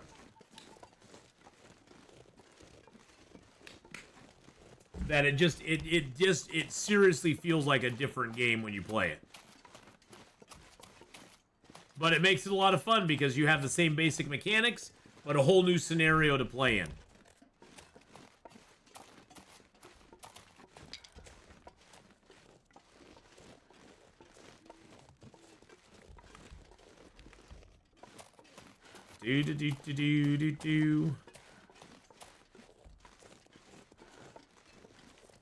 We're gonna sneak up through Dave's quiet clearing here.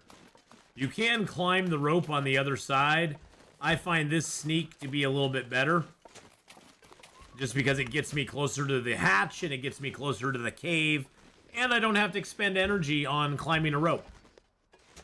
It takes a little bit of scurrying up a steep hillside and kind of going back and forth a little bit. But you also get to explore Dave's quiet clearing real quick, which is always nice. Because Dave was a nice guy. We like Dave. Dave's not here. And you're cool if you get the Dave's not here reference. For those of you who didn't, go look it up. Dave's not here. It's an old Cheech and Chong reference. Hey, Dave. How you doing? Back with coffee. Nice. Nothing in Dave's Quiet Clearing. That makes me sad.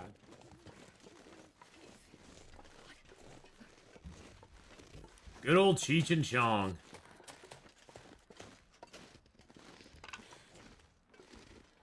A lot of people don't even know who they are anymore. Or who they were.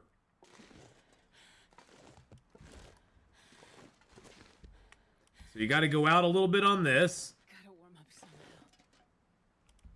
And then come back down this way, and it'll pop you over the top. And then you're up over the top with a broken ankle, but that's okay. Because broken ankles we can take care of. And I hear ptarmigans. I hear ptarmigans.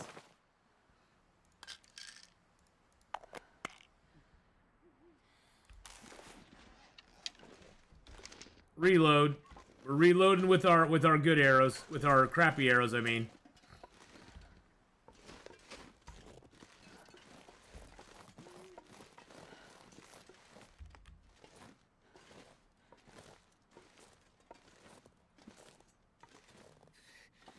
Too cold.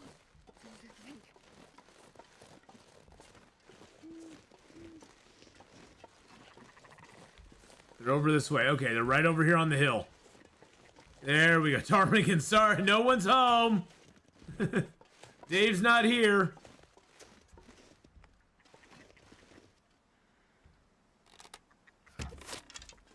There's one down.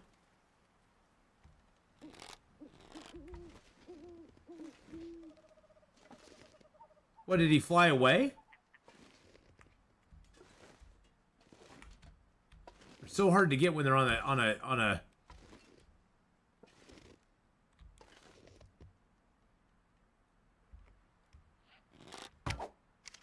Oh, wow. They got scared by me standing up and shooting my arrows.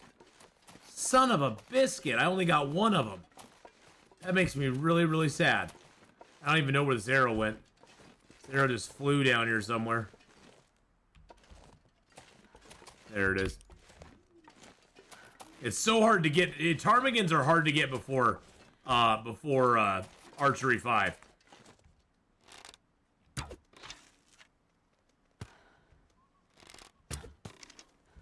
Really? And it's hard to shoot at night, okay? I'm gonna blame it on the rain.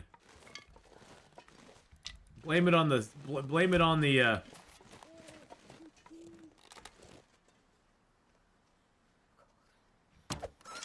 blame it on the darkness. No, Roger. Roger got rabbited. We're gonna go up to the prepper cache up here first. We're gonna go up there and then we're gonna check it out. Ooh, there's another piece of birch bark here too. Nice. We are a little bit overweight, but that's okay.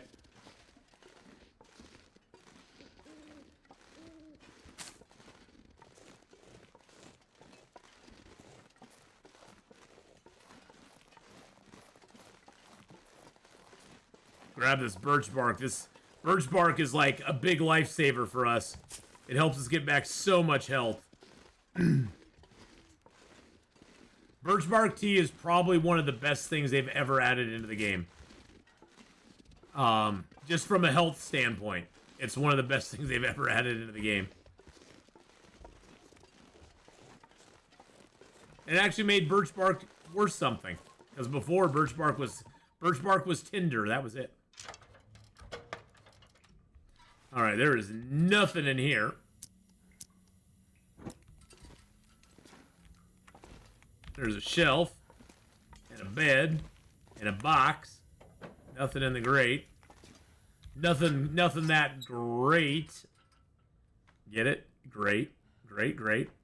All right, let's go ahead and harvest up the ptarmigan and take all that.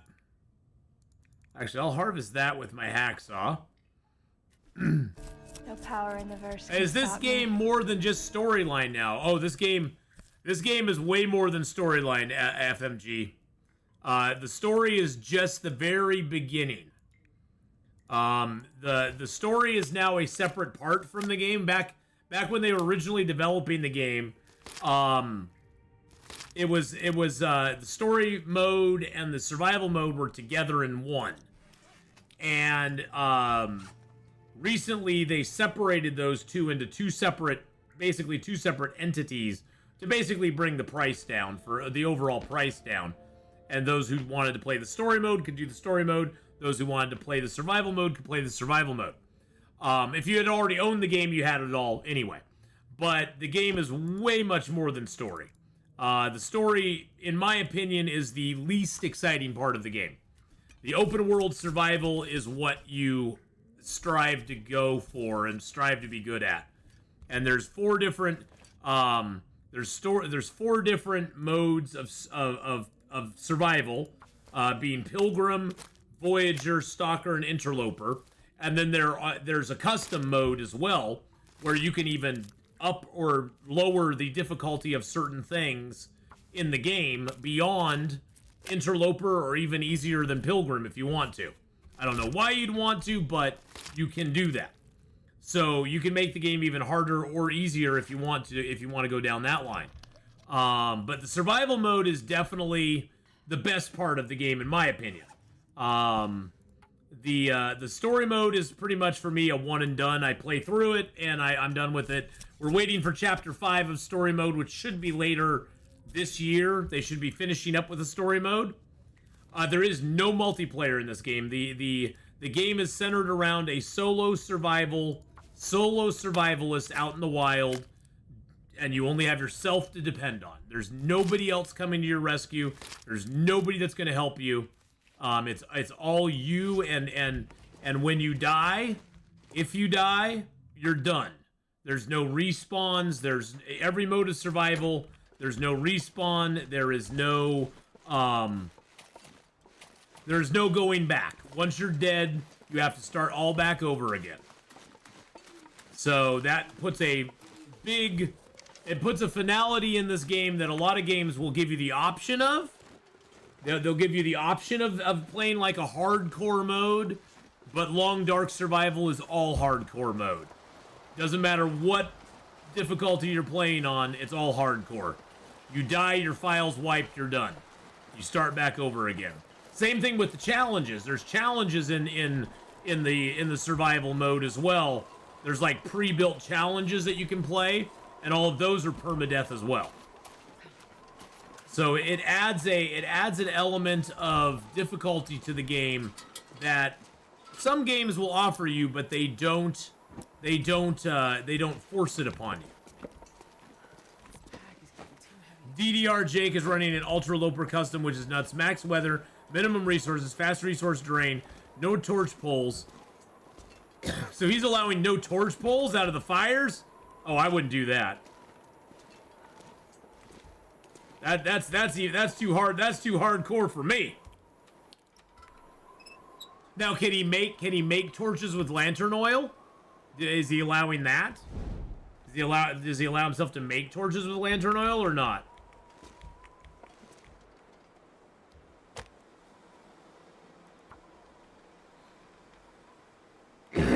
Torches only from crafting. Okay. Or if he finds them, I take it. If he finds one in a cave or something, he's allowed to use it.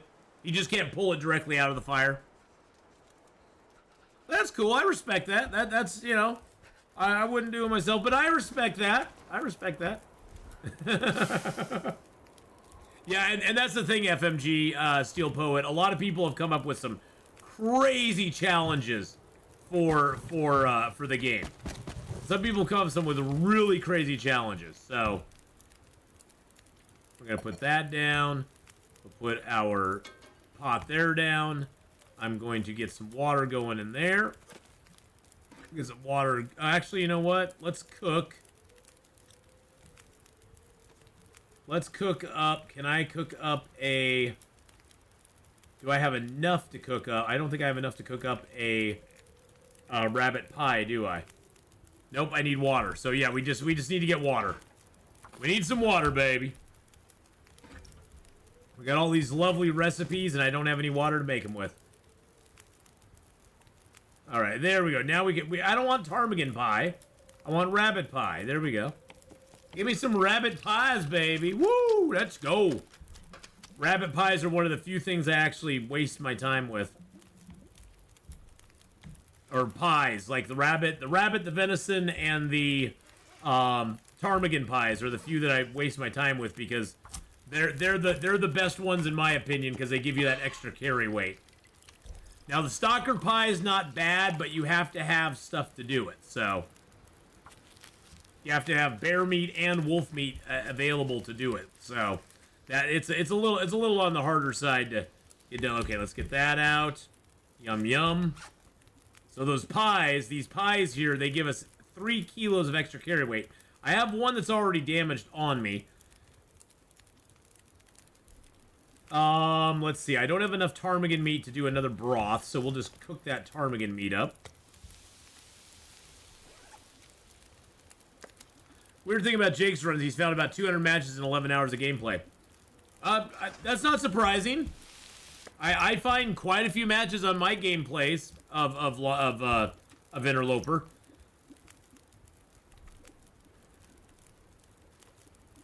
And I haven't even gone very far on my run yet. There we go. We got ourselves some brothy, baby. Now, broth is nice. It gives you 850 calories for a kilo of ptarmigan meat, which is usually about 400 calories. So it gives you double the calories, plus it doesn't smell. And you can reheat it if you want to eat it. And I made that rhyme. I didn't give it no time.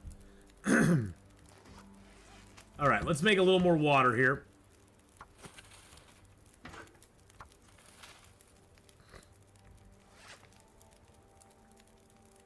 Well, I think matches are on.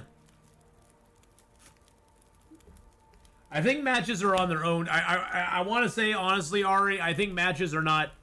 Matches are on their own loot table. I really think they are. I really truly think that they may be on their own loot table. They're probably not. I'm probably completely wrong about that. But that's just what they feel like. It feels like they're on their own loot table. It almost feels like they are. It's like they don't want you to like not be able to get matches. But you know, FMG Steel, I'm glad that you've enjoyed story up to episode 3. Episode 4 is a lot of fun as well. You get to go to prison, which is always, you know, that's always a good time had by all. You get to go to prison in episode 4. And episode 5, like I said, should be out end of this year. The Deadpool with a 55-month resub.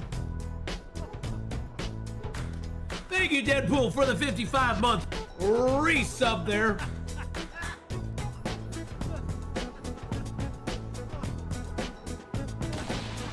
I appreciate that very much, my friend. Thank you so much.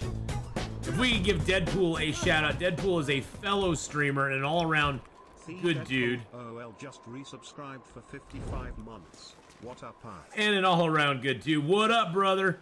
Hope you're having a good one, man. Scare him the fuck out of here. All right. I forgot I had other rabbit to cook. Forgot I had other rabbit bits to cook here. What the fuck? Love those scary moments. Those scary moments are always the best. I forgot I had that other rabbit meat to cook. I was like, I want to drop all my meat. It's like, wait a second. All right, let's put that out. Let's get our rabbits cooked up here. Let's eat that down.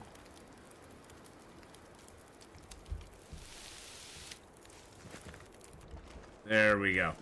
Now we can drop this rabbit meat out here. Oh, there's guts too. I forgot I had guts from the rabbits as well. All right. So now, hopefully, is it a storm out there? I hope not. I hope it's not a storm. That would really suck. That would put a crimp on my day. So what I wanted to do, I wanted to use this cave to repair up some stuff.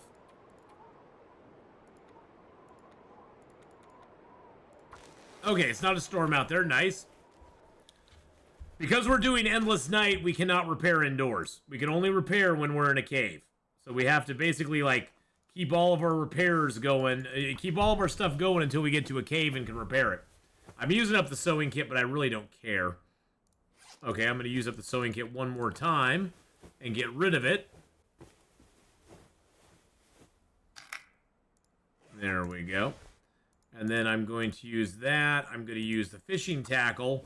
Always use your fishing tackle instead of sewing kits if you can. Oh, and now I can't repair in the dark. Is it a fog? It must be a fog storm or something out there. It's like no. Yeah, it's gonna be a blizzard. It's gonna be a blizzard. I see the snow like going across the front there.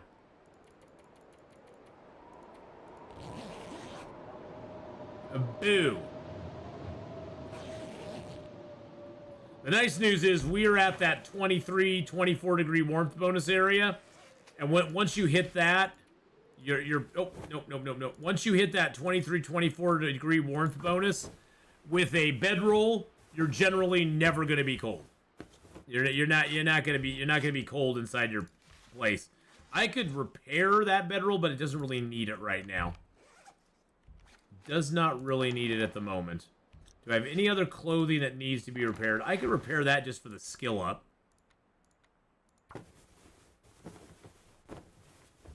Sometimes early game, you just repair to get the skill ups. You only get a skill up once you repair something. You successfully repair something, you get a skill up. You read a book, you get a skill up. So getting mending up and ice fishing up are two of the harder things to actually raise your experience level on. Because they don't go up very quickly.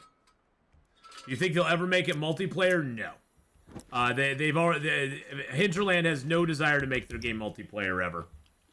Multiplayer is available on every other game that's out there, and Hinterland has no desire to make theirs that way. Theirs is a solo experience survival game, and they will. I personally would never want them to make it multiplayer. I understand the desire for it, but it would sort of ruin, in my opinion, the immersion of the game. Because the game is very... When you're playing, especially when you're playing by yourself, the immersion of the game is very... It's very good. Because you feel very alone 99.99% of the time. Unless you're being attacked by a wolf or a bear. But, they've already... Hinterland has already stated they have no desire to make their game a multiplayer game. So... That is not going to be on the agenda, I guess you could say. And most other games out there, and the thing is, they are right now, FMG, they are working on another project. And I imagine whatever they come up with next, they probably will include multiplayer, because that's the meta of games right now. Everybody wants to play everything with their friends, and you know, everybody wants everything to be multiplayer. So I have a feeling they'll probably make whatever their next project is multiplayer, because it does encompass a larger base of players than it used to. So I'm sure they will probably do that. I can almost guarantee it'll probably be that way. But that'll probably be in their next project that they do. But yeah, they've been. It's funny because the whole development of this game, FMG, was originally when it was pitched back in 2013. This was pitched as a solo survival story game. There was no intention ever in the beginning to turn it into a actual survival style game. There was no intention at all. They wanted to make a story that the player could enjoy and survive in, and that was going to be their model. That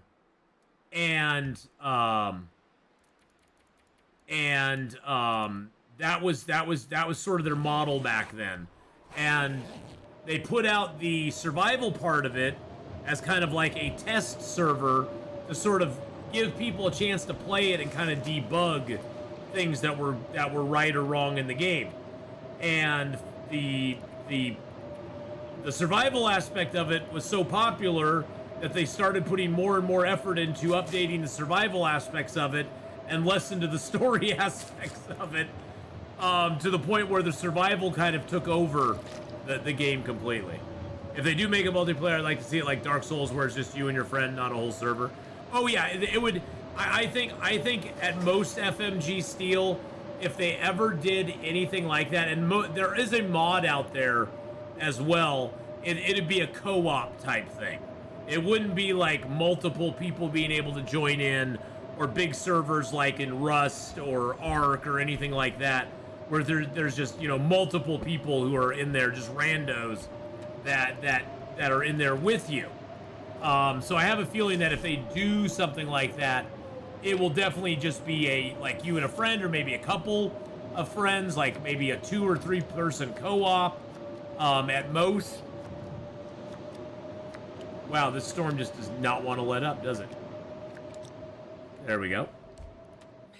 Yeah, I don't think they have any. I don't think they have any intention to make it like a big multiplayer type thing, like an Ark or a Rust type situation. Maybe even something along the lines of how State of Decay 2 does it, where you have your world and you can have a friend come in and help you, and they can play in your world, they can loot in your world, but it doesn't really have long-lasting effects on your world other than that they can come in and enjoy the world with you. So maybe something like that as well.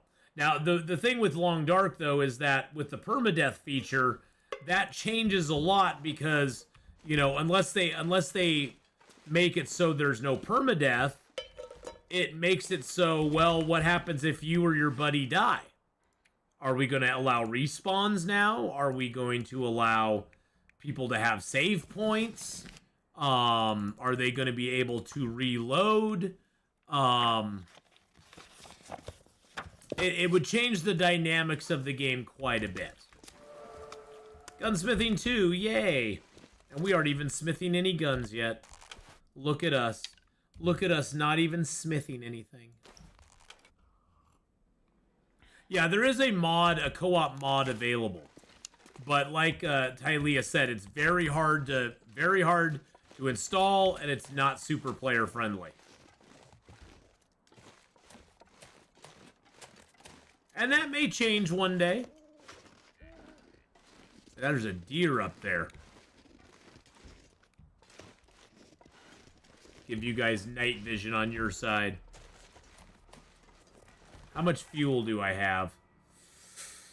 Not a lot. And that deer is up on a steep cliff. Is that a buck or is that a... That is a buck. He's gonna run even further away from me now.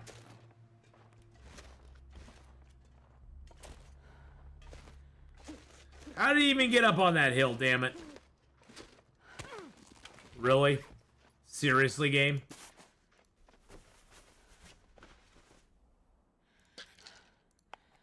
Seriously? He gave me a sprained wrist.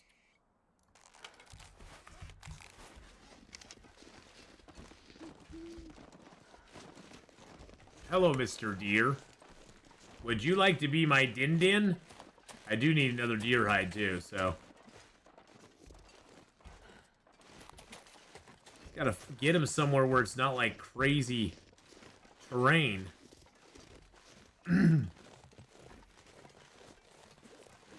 Where'd he go?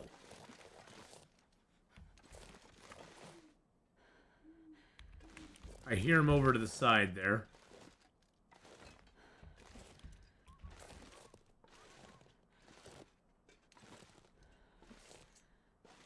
There he is. God, that looks like it'd be way too steep. Yeah, that might not be too steep there. Maybe I can flush him out towards the other area.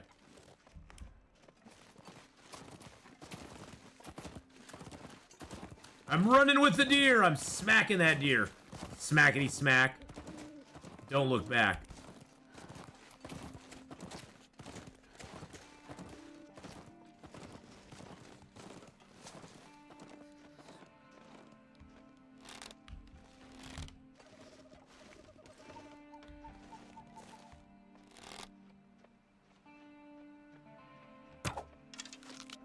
Got him. Nice. Ooh, and we got archery 4 off that too. Very nice. All right, let's get a fire going. Woo! Let's go! Hey, Mr. Rabbit. He's like, why is that deer sleeping on the ground? He's just tired. Don't worry about him. I'm going to turn off night vision because it's a little bright. Oh, and I failed on my fire. Come on, little fire. Come on. A little too late there, Astrid. Little too late, Astrid. Come on, little fire. The fire's already out. We already failed. Come on, little fire. Come on. Now she's doing it right. Come on, little fire. Come on. Come on. Come on. Come on. All right, let's get that going. Oh, yeah.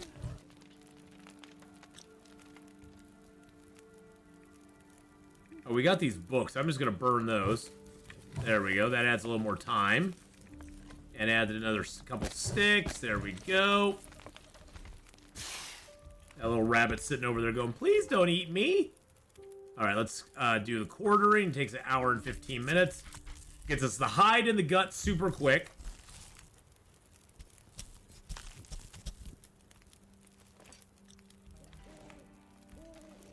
The hide and the gut super quick. And it got me a bag of meat there too. And it gets us the bags of meat. So I got all those hides and guts on me. Let's harvest this bag of meat up. Thanks, Rick. Yeah, that shot wasn't too bad. Shots downhill, you don't have to give a lot of elevation on because they'll pretty much shoot right where you're going towards, but...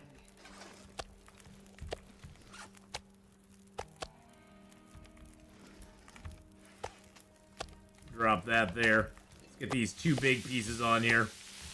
There we go. Now we can harvest up the other bags. Yeah, boy, let's go.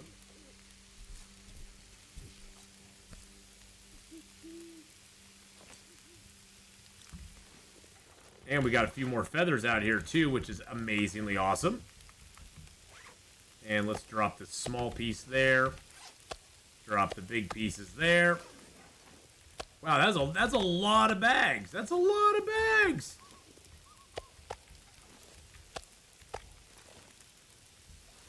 And we got archery 4. Now we have archery 4. I'll show you what archery 4 does here in just a second.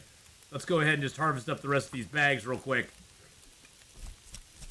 Archery 4 gives us some nice bonuses to our archery. Let's drop that there. Drop those there.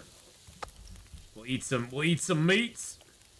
Have they added any new enemies? The moose is the only new thing, and that was a while ago.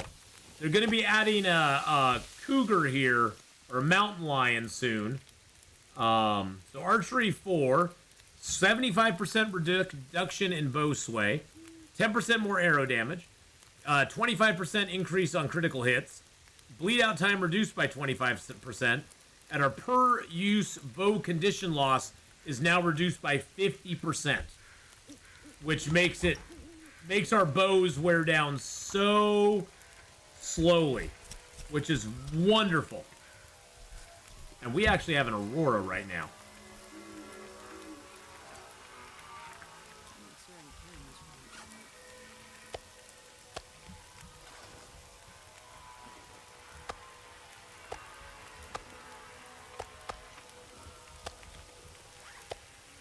So yeah, that is quite a nice upgrade for us, I should say. Nice upgrade for us there. And this will give us some good food. Some good foods. But yeah, there's not really any new animals they've added into the game lately. The cougar will be the next one, or the mountain lion, whatever you want to call it. I have a feeling though that is only going to appear in certain zones. I don't know if that one will be game wide. If it is, bully for them. I don't know if it'll be game wide though or not.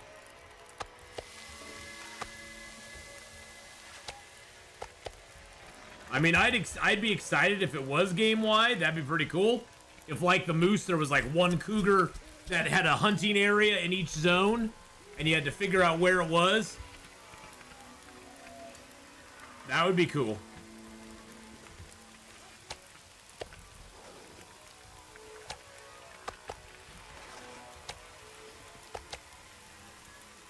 These are all of our little tiny pieces of meat.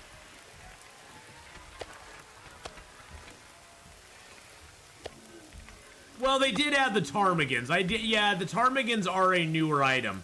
That's a DLC item, though. You have to own the DLC to Survival to be able to access the ptarmigans, which then gives you access to the ptarmigan down and access to making an improvised bedroll. So, oh, that's okay. I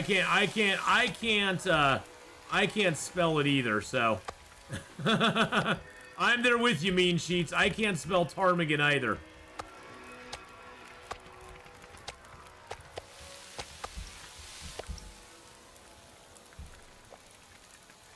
Yeah, who puts a P on the word?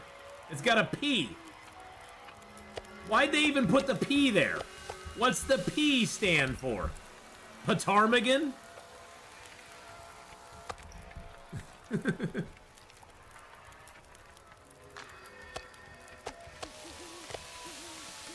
Alright, let's add a couple more sticks here.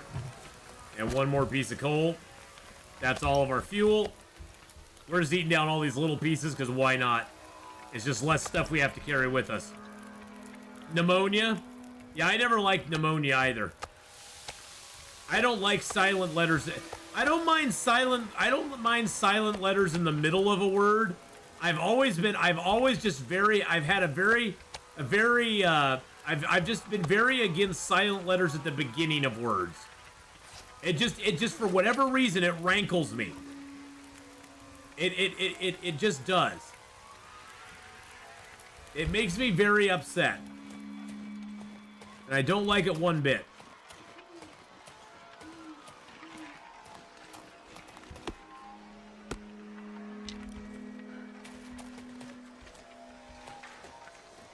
Wow, there's like no branches around here, are there? It's really wild. Some mean professor came up with him to fail his whole class. It wouldn't surprise me.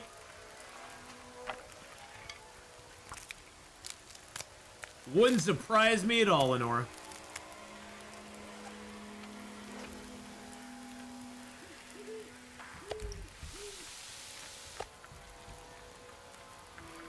We know those mean professors out there. Actually, you know what? If I put down my cooking stuff instead, I'll take less time to cook these.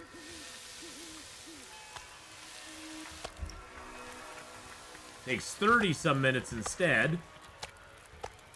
It'll give us a little extra time on the fire at the end.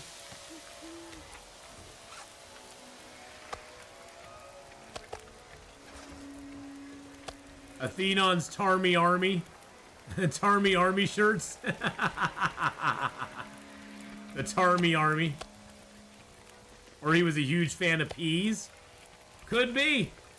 It could, you know, that's another option. Okay.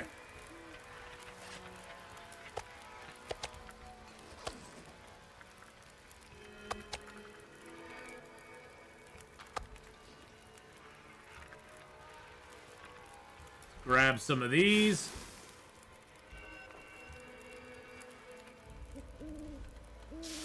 Yeah, we aren't staying out in this. We aren't going down to the camp office with a full load of meat on us.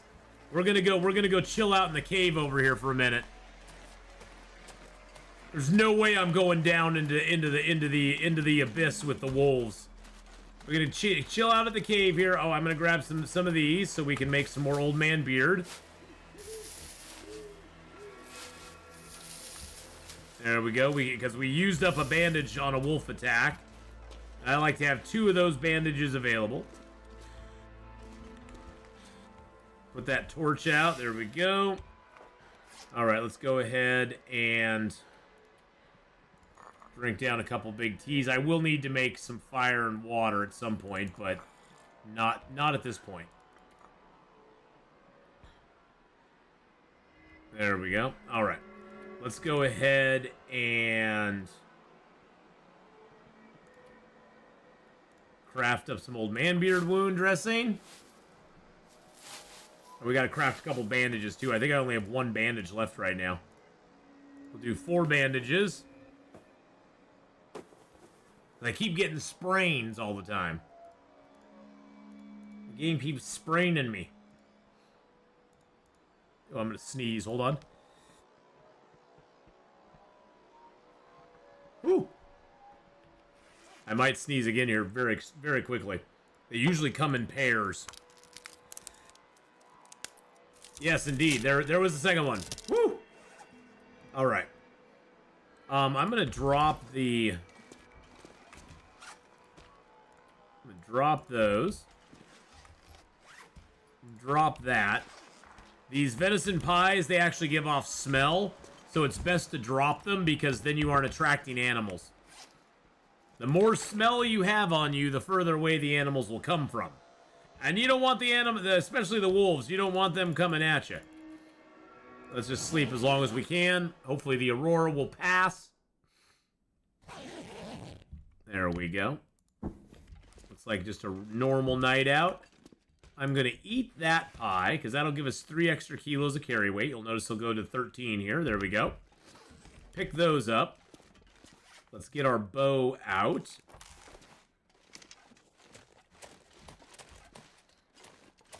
Let's go grab our meat, and we will head down. Hey! Amilox, how you doing? God, I always just... Your name always gets me. How are you today? I hope you're having a good one. We got some meat here we got to pick up. Yum, yum. We stockpiled some... We got some deer meat that we're stockpiling here now, which is great.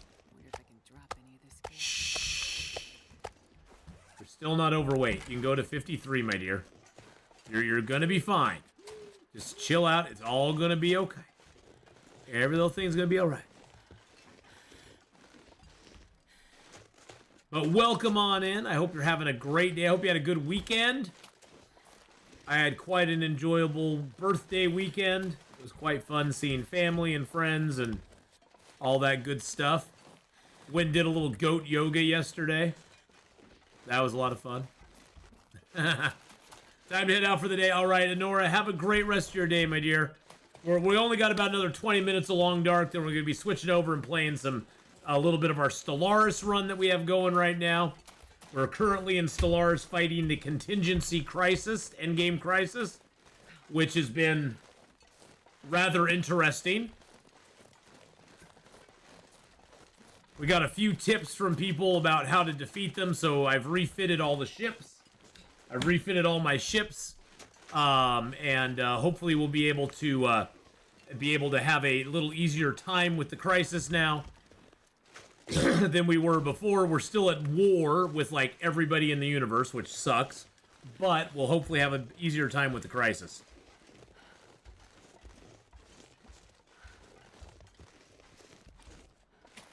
And defeating the Crisis is actually a good thing in Stellaris. You get a lot of victory points for doing it.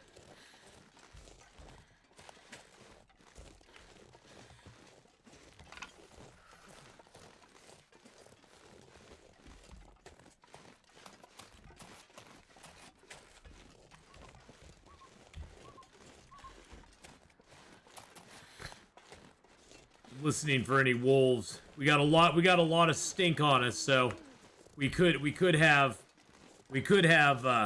friends coming to attack us. Especially from the railroad track area. Yep. Just like that.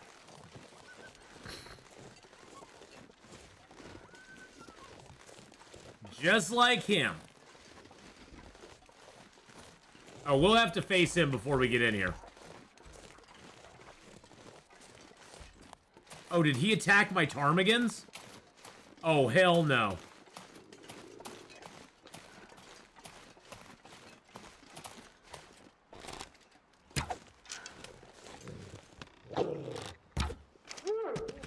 Oh, hell no. You did not attack my ptarmigans, sir. Not without my permission. Oh, so cold.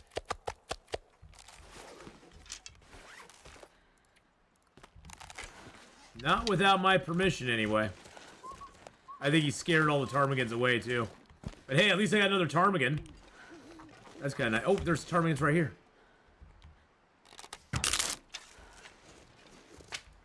I did not expect that.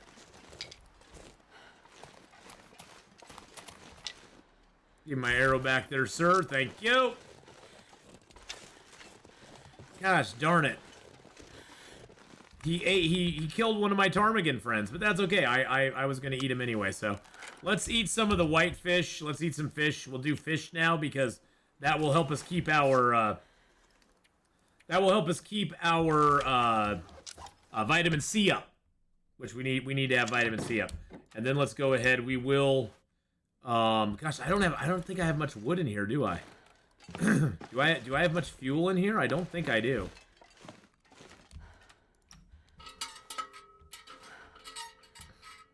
No, I don't want to do that. Yeah, I think I have do I have any fuel in here? No, I don't. I don't have any fuel in there.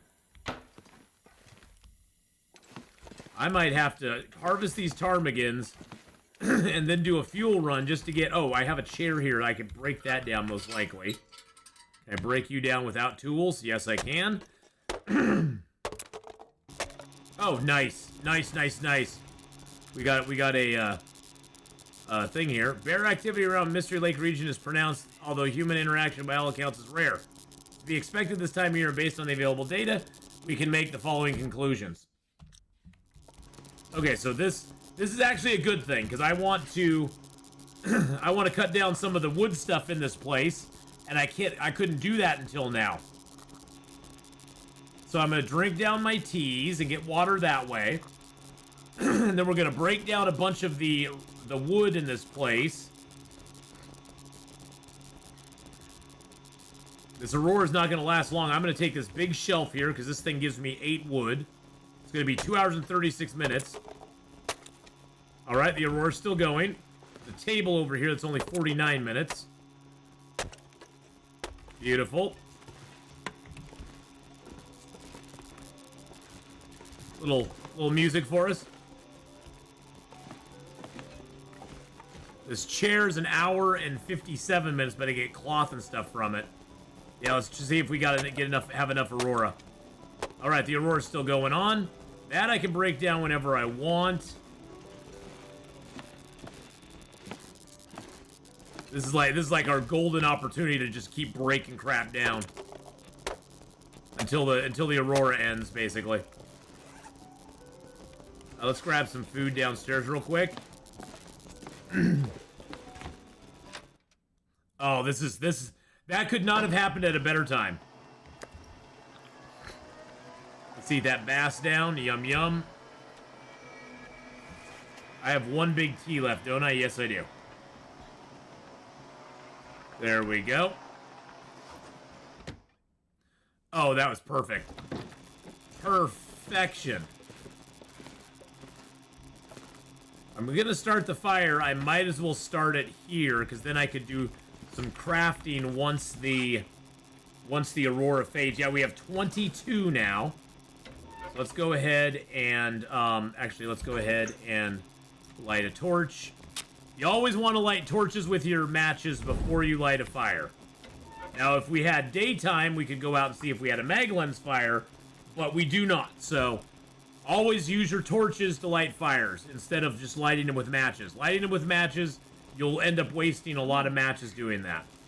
With a torch, if you fail, you can just try using the same torch over and over and over on the fire. Perfect.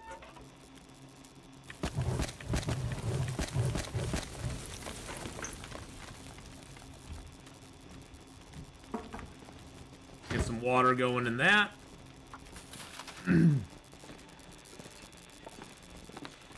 This would take 1 hour and 57 minutes. I don't think we have that long, but we'll give it a shot. Oh, because the fire was going downstairs, it actually gave us light, quote unquote, light upstairs. So it didn't stop us from cutting it down. That's awesome. Do I have an arrowhead on me now?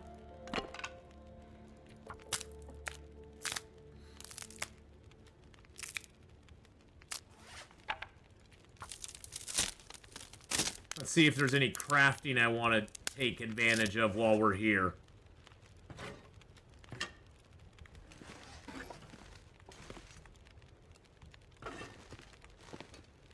Let's get a little more water going. We might as, if nothing else, we'll just use it for water.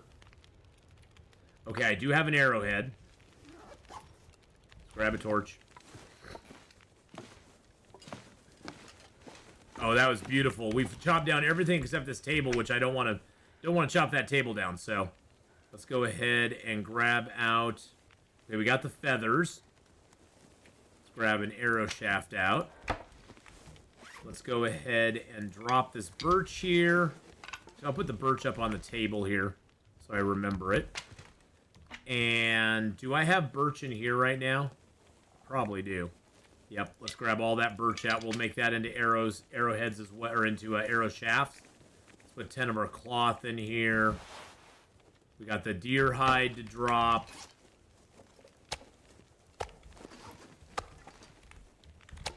We've got our fresh rabbit hides to drop.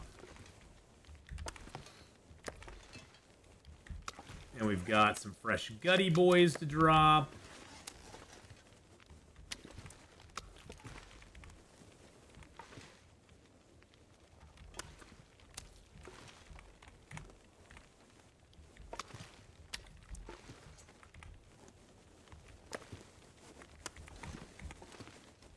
There we go. Perfect.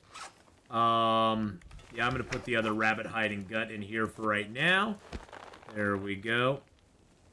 And we've got 2 ptarmigans to still harvest, which is great. So we'll get the food from them. Let's harvest up these ptarmigans and make a couple broths. We can always harvest the feathers later. The feathers I'll harvest when it's dark and I have no light. Because it doesn't matter. It doesn't matter about the feathers. I can harvest those in the dark with my hands. But the ptarmigan meat, I want to get harvested up now, because then we can make broth with that.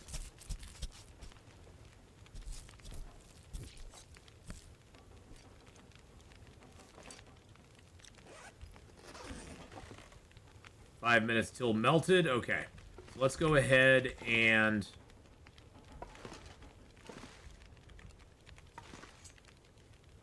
There's the workbench. Since we're still in light, we can actually make arrow shafts. It's kind of a cheesy way. We technically have light from the fire, so we can do this.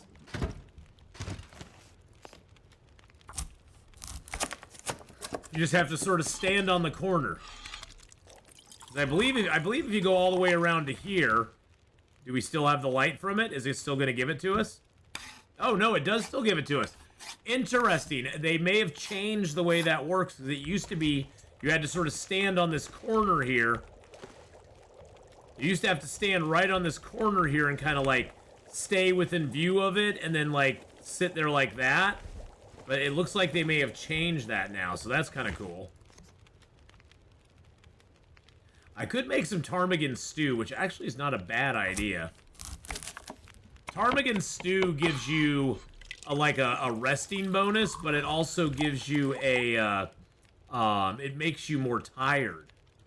So if we were wanting to be more tired, we could use the ptarmigan stew to get ourselves tuckered out a little bit more so we get some health back.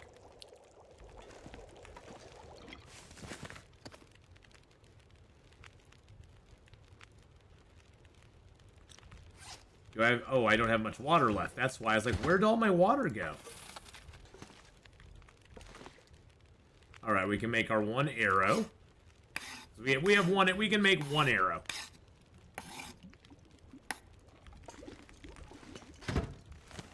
And then let's go ahead and prepare that birch bark up.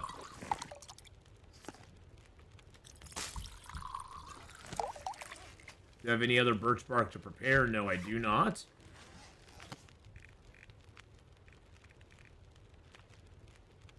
Oh, I don't have the ptarmigan to make ptarmigan stew anymore. That's okay. We'll just cook up the rest of the ptarmigan here. It's going to take 1 minute. Yum, yum. Yummy, yummy. And then we will cook up our tater. Or actually, do I want to cook the tater up? I don't think I want to cook the tater up.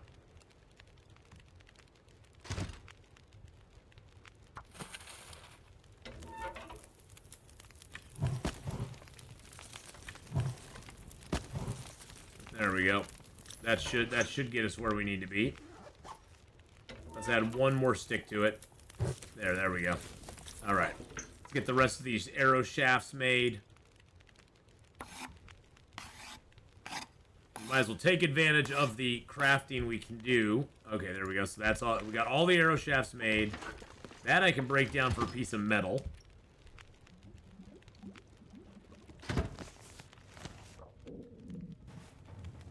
And it sounds like a storm just hit outside. Let's go ahead and go outside and grab a piece of food. Then we can come back in and that fire will still be going. So we can grab ourselves a little bit of a torch and find our way upstairs.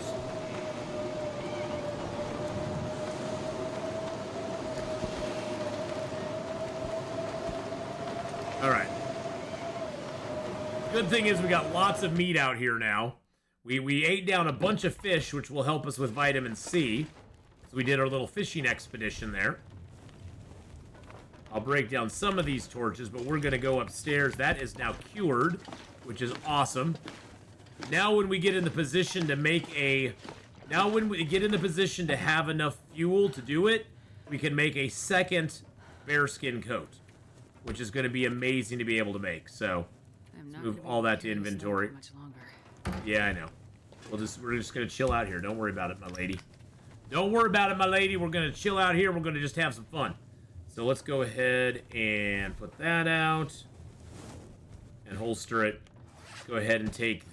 This is the ridiculous thing about ptarmigans. It takes you 2 hours to get 4 feathers from them. So, and that's with Carcass Harvesting 5. It takes more than that when you have less than Carcass Harvesting 5.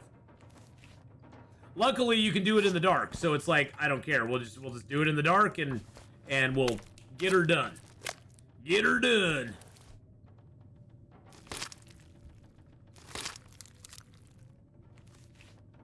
Alright. And then I do have this extra pot that I'm going to scrap.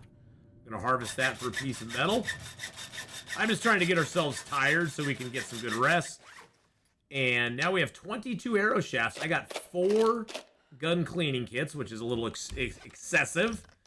Hey, Grand Laz, how you doing? Hello, hello. I got 4 gun cleaning kits. I mean, it seems a bit excessive, but, you know.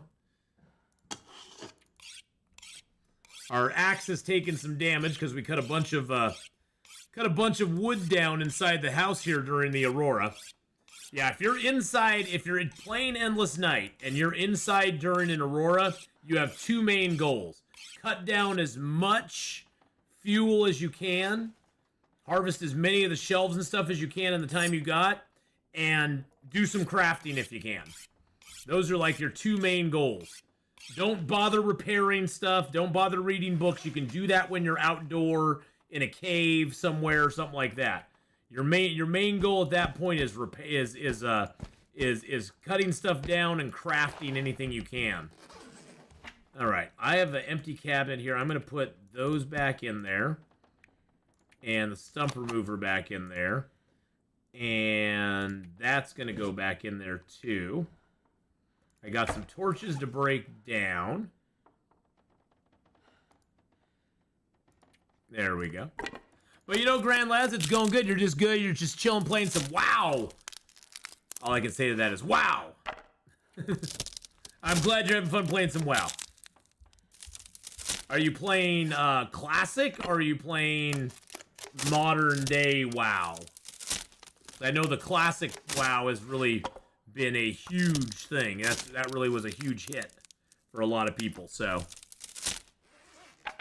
it's nostalgic. It's sort of like playing EverQuest 99, I think it's called. Classic Wrath of the Lich King. Nice. I don't know who the Lich King is, but, you know, you gotta summon him every once in a while. You gotta be like, summon a Lich. And then he's just there. Alright, we got all the hides on us. Trying to figure out what we can leave here. Boop-a-doo. We'll leave that. We can leave a bunch of the cloth. That takes some weight off. I can leave a few leathers. The only thing we're using leather for now is the moose hide satchel. That's the only thing it takes leather to repair in our entire repertoire. So I don't really need that a lot. I'm going to leave 3 of the cured rabbit hides here. I'm going to leave a couple. No, I'm going to take the cured guts with me. Because I think, doesn't the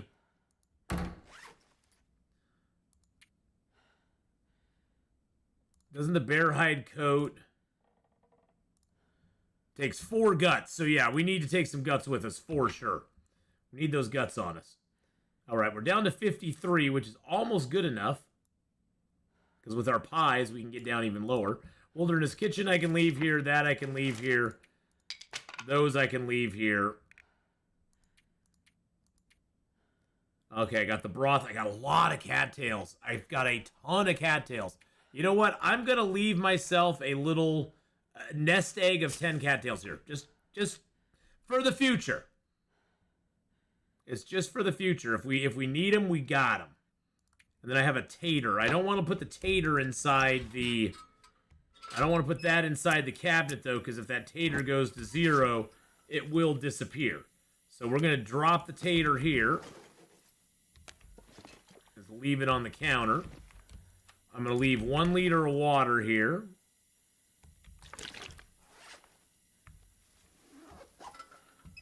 All right, let's get some sleep. Yeah, we're down to a good weight now. I like where we're at now. Okay.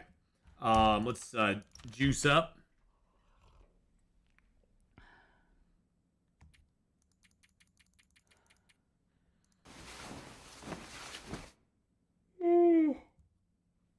Sorry about the yawn. I slept pretty good this weekend, but I didn't, I didn't get real restful sleep. Let's put it that way.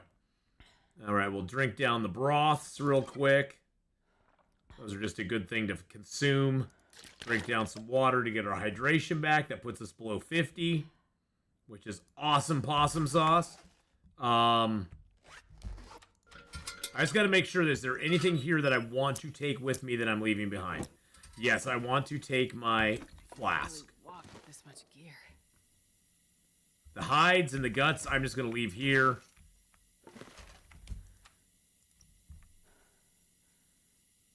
Actually, you know what? You know what's weighing me down? You know what's weighing me down right now?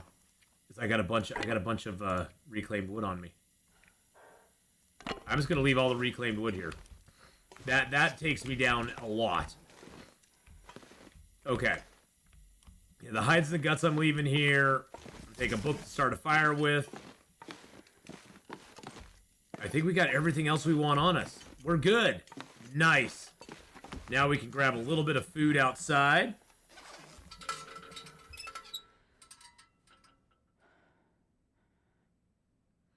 Aww. My friend sent me a whole bunch of...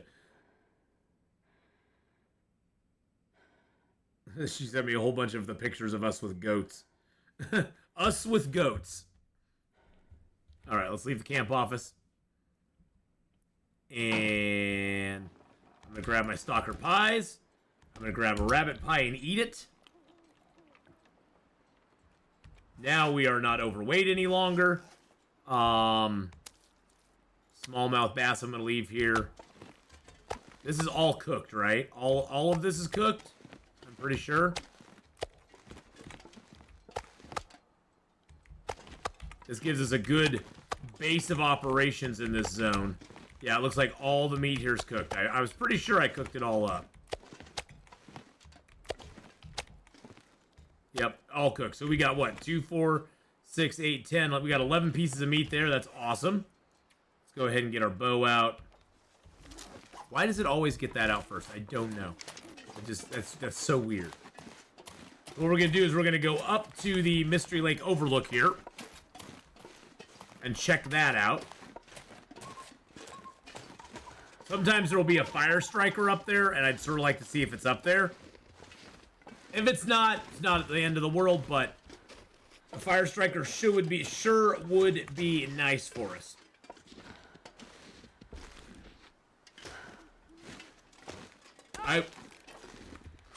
I wouldn't say no to it. Let's just put it that way.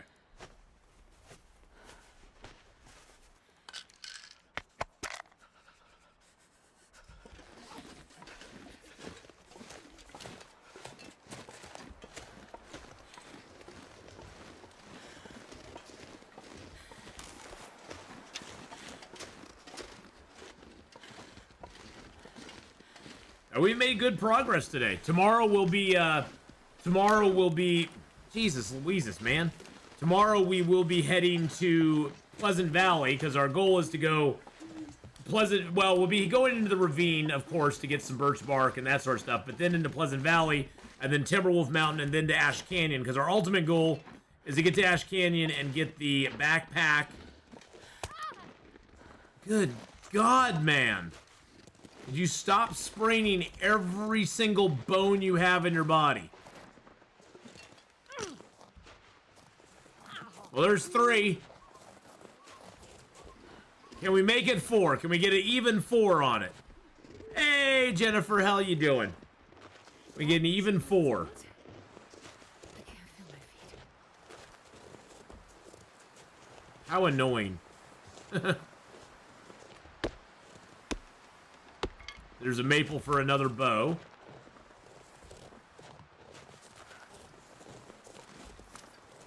Guess we can put that away. I need some first aid soon. I have a loot bug on my Gunloper. I can pick up Barb's rifle endlessly. I've heard that that's a thing. I don't think you're the only one who experiences that. So cold, I'm warming up a bit. All right, let's read our archery book we just got.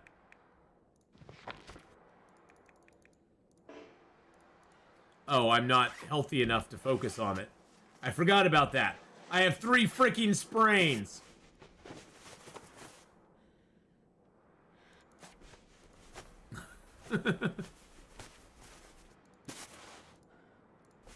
Gosh dang it. Now I have to craft more bandages too.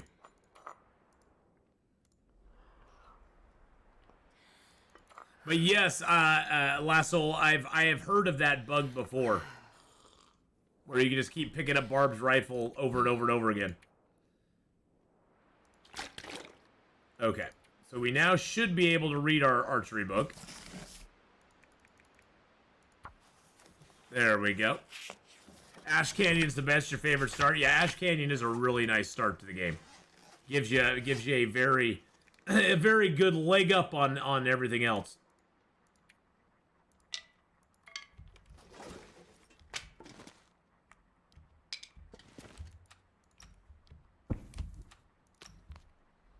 All right. Well, boys and girls, we are done with Long Dark for today. We will be returning to Long Dark tomorrow. We'll be back in our Endless Night Gunloper tomorrow. We're going to be heading from Mystery Lake. We'll go into the ravine for a minute, gather some birch bark, and then we're going to be jetting into Pleasant Valley. Of course, in Pleasant Valley, we'll go to Signal Hill. We'll go to the farmhouse. We'll go check the hatch in Pleasant Valley. We'll go to the Burned Ridge Cave. We'll go up into Timberwolf Mountain then, and we'll spend a little time in Timberwolf Mountain in the front area. We'll go over to the Forest Cave, but then we'll go to Ash Canyon. We'll go through Ash Canyon, and then we'll come back out through the Deer Clearing, and that's when we'll hit the summit in Timberwolf Mountain. Because there's no point in hitting it early, because we can hit it on the way back. But so far, we have been alive now for 63 days in our Endless Night adventure, which has been pretty freaking exciting. Yeah, I'm excited to see what happens next, because I still need to make another bearskin coat. I still need to make another forge run, which we'll probably do in Desolation Point, because I'm down to like 11 arrows, and I'd like to have a few more than that. And we are running a little low on things like whetstones and sewing kits, which hopefully we'll find some in the new zones that we go into as well. So thank you everybody for coming by on the YouTube side. Thank you so much for coming by. I will be taking a short little 2 and 2. Stopping the YouTube stream. We'll start it back up in about 5 minutes with our Stellaris run, which we are in the final stages of Stellaris. We are facing the contingency as our endgame crisis. So I'd love to see you come along and hang out with us. But if I don't see you until tomorrow, take care everybody on YouTube, and I'll see you next time. And for